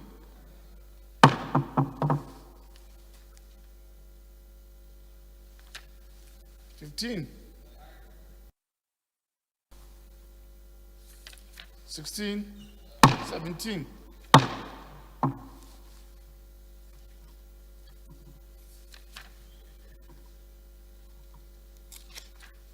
18,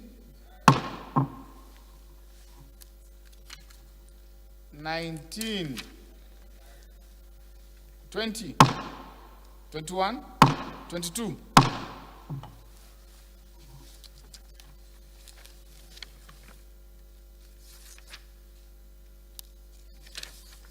23, 24, 25,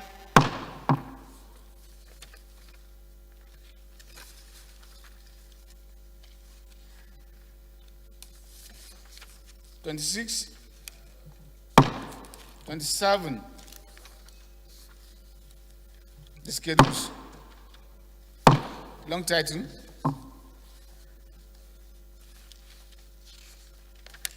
explanatory memoranda, long title.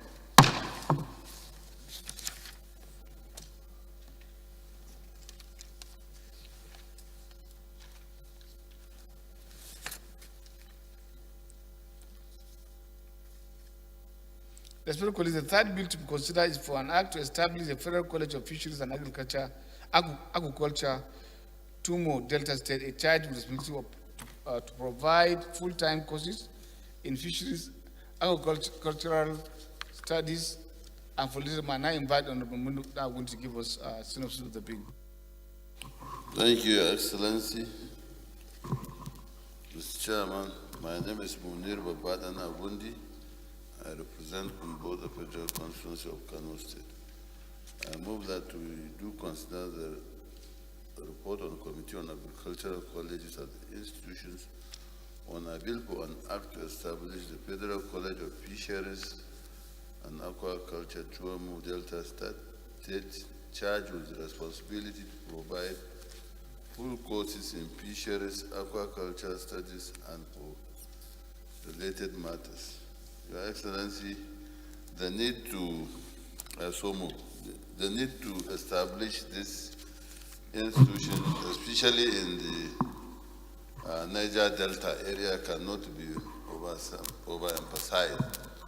You know, most of them are fishermen along the riverine states, and I don't think we have any one of such institutions. So the need for the creation of this. Thank you.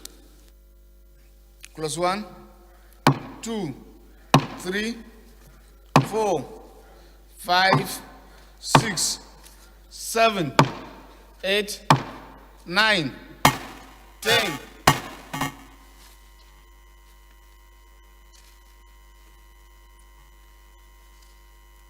11, 12, 13, 14, 15, 16, 17, 18, 19, 20, 21, 22, 23, 24, 25, 26, 27. Eh? Page what? Point it. Where is 27? Page what? Eh? Guide me, guide me. Page what? Ah. It's a bill. The schedules.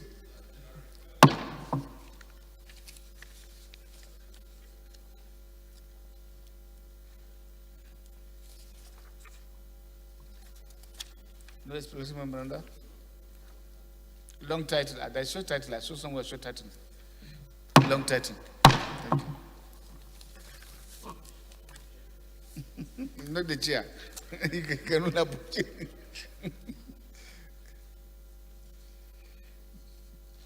Colleagues, the first report to be considered for Committee on Public Petitions on the petition of Ramoto Abraham Bolani B. Adegun and Indiana Nwogo on alleged unlawful termination of appointment. I now invite Dr. J.D. Alaboso to give the synopsis of the report.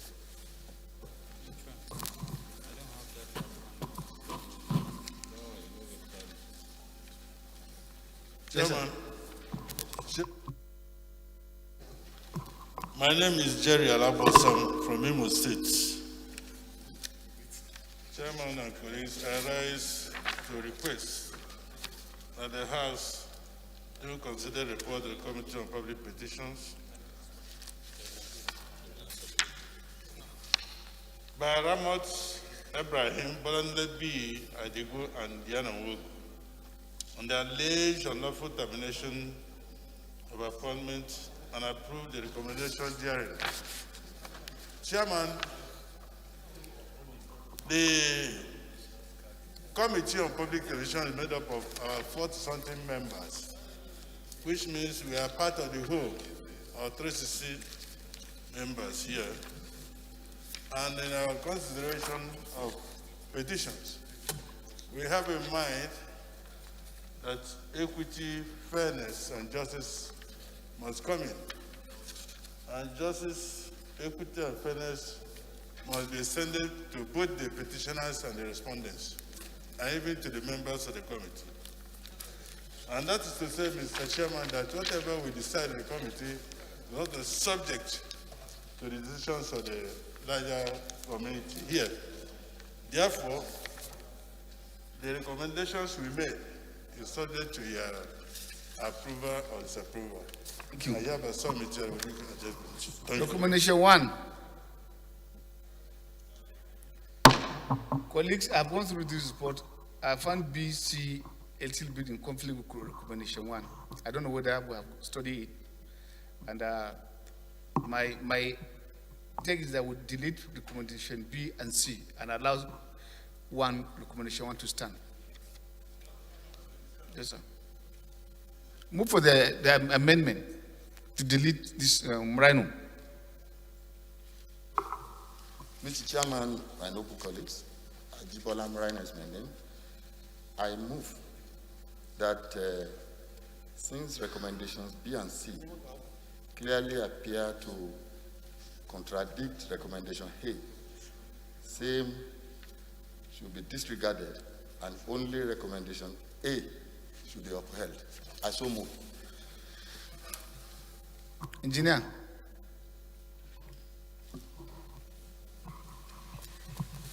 Mr. Chairman, honorable colleagues, I rise to second the amendment as made by honorable colleagues. I so second. Those in favor of the amendment say aye. Against any? Let's have it. Thank you. Colleagues, the second report to be considered is that of the Committee on Public Petition on the petition by Finidi Jahales against Shell Petroleum Development Company on gross injustice and oppressive acts and refusal to pay his company Omeri and Associates for contractual dues regarding contract. I now invite JD to give the synopsis of the report.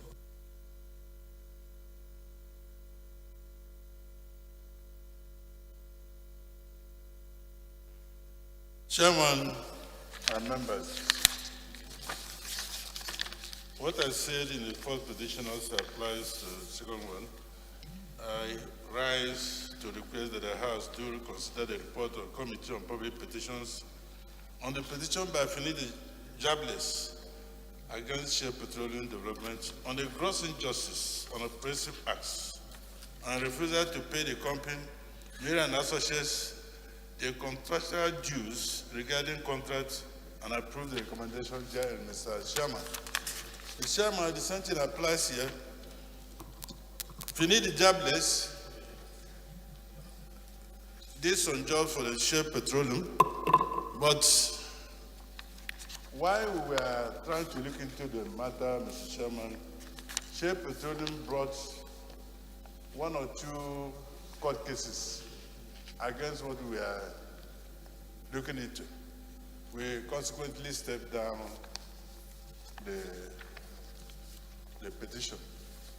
So it's left for us now to look at it whether we are correct or right. And remember, Mr. Speaker, we have a lot of lawyers waiting on us too. Thank you. Thank you. I think, yes, we respect our judicial system very well, and we shall continue to respect them. But it should not be used as an avenue to deny justice to our own greater populace, as citizens of Nigeria. This is a company operating in our country, awarded a job. I've gone through the report too. I will ask us to step down to allow you to continue with it instead of the recommendation you preferred. It should not be.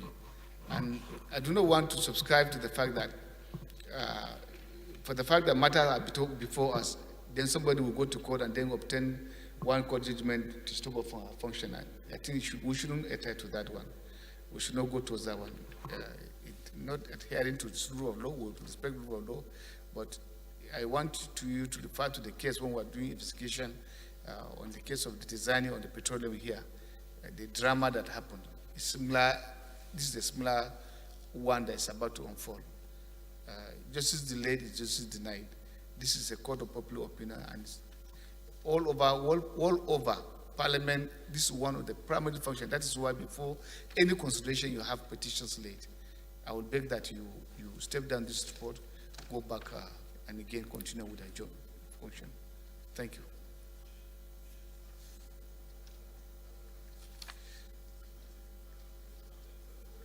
Well, I beg you to step down to continue. Step down. I'm directed, Chairman and colleagues, I've been directed yes, by the wise decision of Chairman to step down this consideration, and I hereby do so. Yes. No, this is another politics. Don't enter there. You are from the industry. Thank you. Step down for further legislative actions. Report.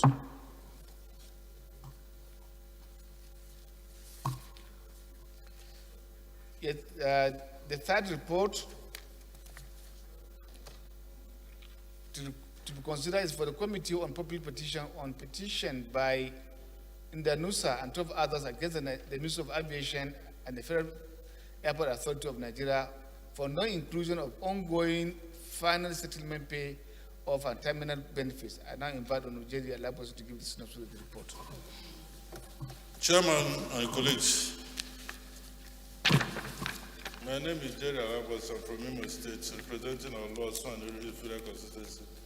Mr. Chairman and colleagues, I rise to request that the House do consider the report of the Committee on Public Petitions on the petition by the Danusa and 12 others against Minister of Aviation and Federal Airports Authority of Nigeria for non-inclusion on the ongoing final settlement paid off and terminal benefits, and approve the recommendation therein. Mr. Chairman, this is a very simple case, a labor-related case, and Danusa and 12 others are requesting the Federal Minister of Aviation to consider them where they are considering the layoff of. We find the case very germane, and part of man's humanity to man, and recommended that they should pay. And that's exactly what we did, Mr. Chairman. So we, to write the Honorable Minister of Aviation to grant the prayers of the petitioners. Thank you.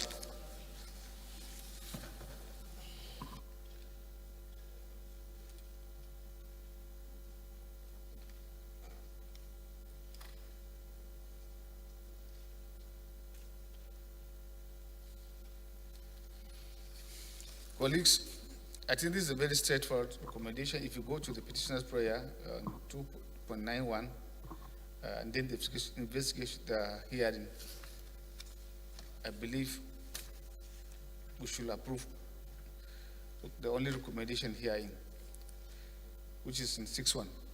Carried? Thank you.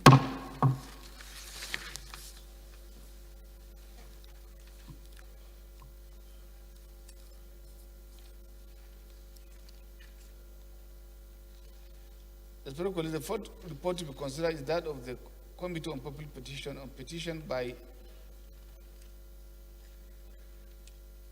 Yetunde Oladimeji against the Nigerian police on an appeal for urgent intervention for the purpose of reinstatement. I now invite Honorable Jerry Lagos to give the synopsis of the report. Mr. Chairman and colleagues, I rise to request that my name is Jerry Lagos from Imo State. I rise to request that the House do receive the report of the Committee on Public Petitions on the petition by Yetunde Oladimeji against the Nigeria Police on an appeal for urgent intervention for the purposes of restatement, and approve recommendations therein. Mr. Chairman, this is a case of unlawful termination, and we saw the merits on the petition by Yetunde Oladimeji, and recommended that it should be restated to the service of Nigeria and pay all his entitlements and benefits and promote according to their levels. Thank you, Mr. Chairman. Yes, sir. Zeka.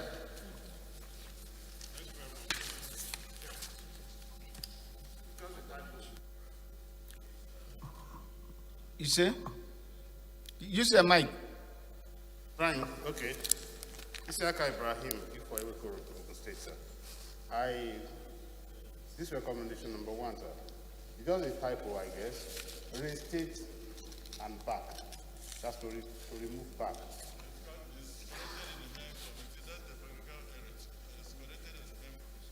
Okay, sir. I will send it, sir.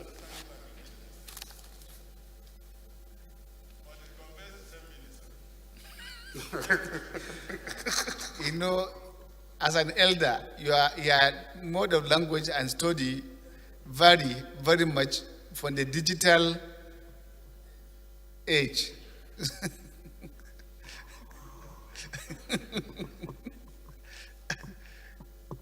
Yes, sir. Isaka, what's the amendment? The amendment is that reinstate Yetunde Oladimeji to the service of the Nigeria Police. And delete the word back. Back, yes. Thank you. Seconder? You don't have a seconder? Engineer. Okay, sorry, Pondi was. Mr. Chairman, Dr. Farah is my name. I rise to second the amendment as made by my colleague. I so second.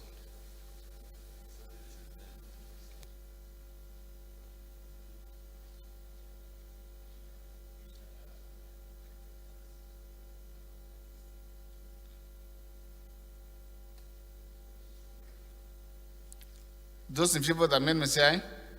Against say nay. The ayes have it. Recommendation 1 as amended recommendation 2. I think you have the same language of a problem there too.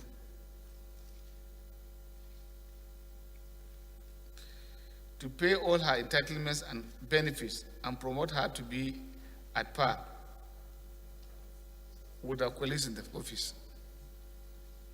Huh? And promote her to be at par. I don't know. Thank you. Got it? Thank you. Leader,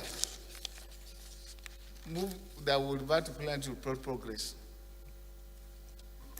Thank you very much, Chair. I am Peter Uhiozejia Patterson. I move that we move to a plenary to report progress. I so move, Mr. Chair.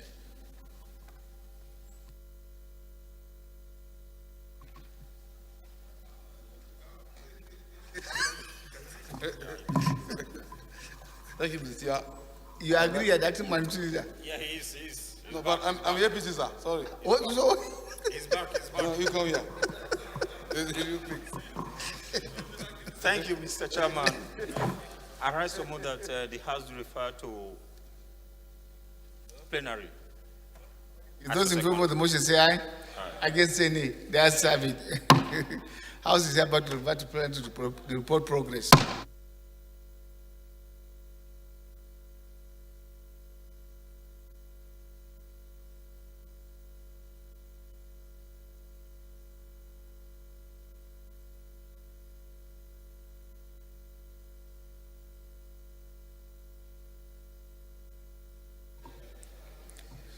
Respected colleagues, the House and the Committee of Supply considered the report on the Committee on Aid, Loans and Debt Management on the request for a resolution authorizing the implementation of the new external borrowing of $6,183,000,000 in the 2021 Appropriation Act through the issuance of Eurobond in the international capital market and approved recommendations 1, 2, and 3 of the report accordingly.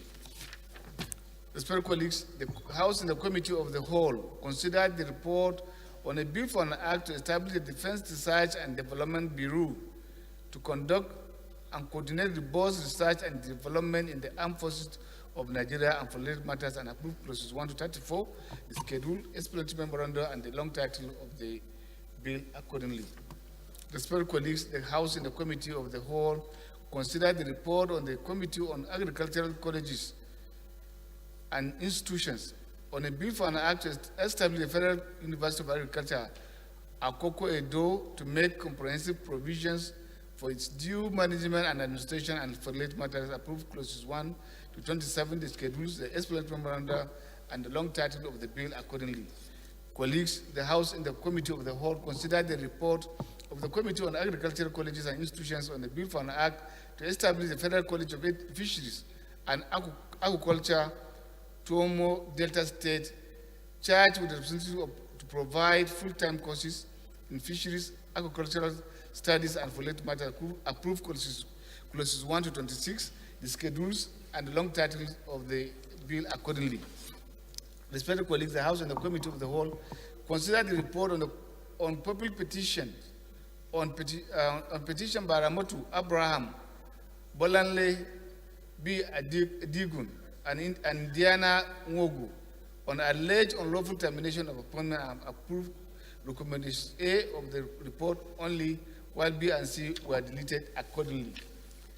Respected colleagues, the House and the Committee of the Whole considered the report on the Committee on Public Petitions on the petition by Finidi Jables against the Shell Petroleum Development Company on gross injustice and oppressive acts and refusal to pay his company, Omere and Associates, for the contractual dues regarding contract, and deferred further consideration of the report accordingly. I think for legislative actions, deferred the consideration for further legislative actions. You do this correction, please. The House and the Committee of the Whole considered the report on the Committee on Public Petitions on the petition by Indanusa and 12 others against the Nigerian Aviation and the Federal Airport Authority of Nigeria for non-inclusion on the ongoing final settlement, paid off, and terminal benefit, approve the recommendation of the report accordingly.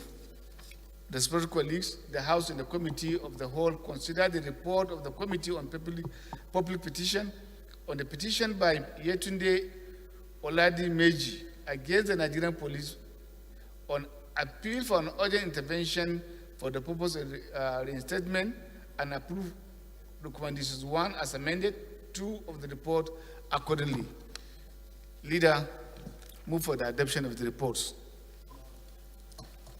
Thank you very much, Mr. Speaker, and my great colleagues. Once again, I'm Peter Patterson, MNI. I move that the House do adopt the reports of the Committee of Supply as well as the Committee of the Whole. I so move, Mr. Speaker.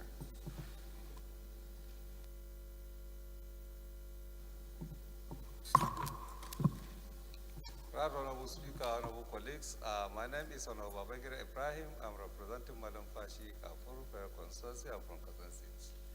Mr. Speaker, honorable colleagues, I rise to second that we adopt the reports of the Committee of Supply and the Committee of Whole. So, those in favor of the motion say aye. Against say nay. The ayes have it. Leader, move that we suspend our reference to allow us to adopt the votes and proceedings of today. Yes.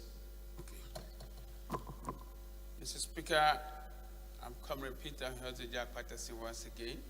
I move that we suspend the relevant rules of the House to enable us adopt the proceedings of today. I so move, Mr. Speaker. Yes. Honorable Marano. Right, Honorable Speaker, my honorable colleagues, I remain Honorable Dr. Ajibola Muraina. I most humbly second the motion for the adoption of the minutes of today as moved by the Deputy Leader. I so second. Those in favor of the motion say aye. Against say nay. The ayes have it. Move for the adoption of the votes and proceedings of today. Mr. Speaker, once again, Comrade Peter Patterson, I move that the votes of proceedings of today be adopted. I so move, Mr. Speaker. Thank you. Yes, my brother. Thank you very much, Mr. Speaker. I'm Ibrahim Ayokun Isiaka. I speak for and on behalf of the good people of the Iwekoro Federal Constituency. I'm from Ogun State, Mr. Speaker. I rise to second the motion as ably moved by my leader, MNI Peter Patterson. I so second, Mr. Speaker. Thank you. Those in favor of the motion say aye. Against say nay. The ayes have it. Leader, move for the adjournment of the House to Tuesday, 11 a.m. Thank you. Finally, Mr. Speaker, I move that the House do adjourn to Tuesday, the 13th of this month by 11 a.m. dot. No coming late. I so move, Mr. Speaker. Thank you. Mazi. Thank you, Right Honorable Speaker. Finally, I remain Honorable Barrister Vincent Ekene Ofumelo. I represent the good people of Oyi, and I am in Federal Constituency. I am from Anambra State. Mr. Speaker, at the same time, I represent all the women and youth in the whole Federation. Mr. Speaker, I rise to second the motion for adjournment, heavily moved by my colleague, that this House should be adjourned to 11 o'clock on 12th of this month. I so second. 13th, sorry, amendments, 13th of this month. I so second, Mr. Speaker. Those in favor of the motion say aye. Against say nay. The ayes have it. The House is hereby adjourned to Tuesday, 11 a.m.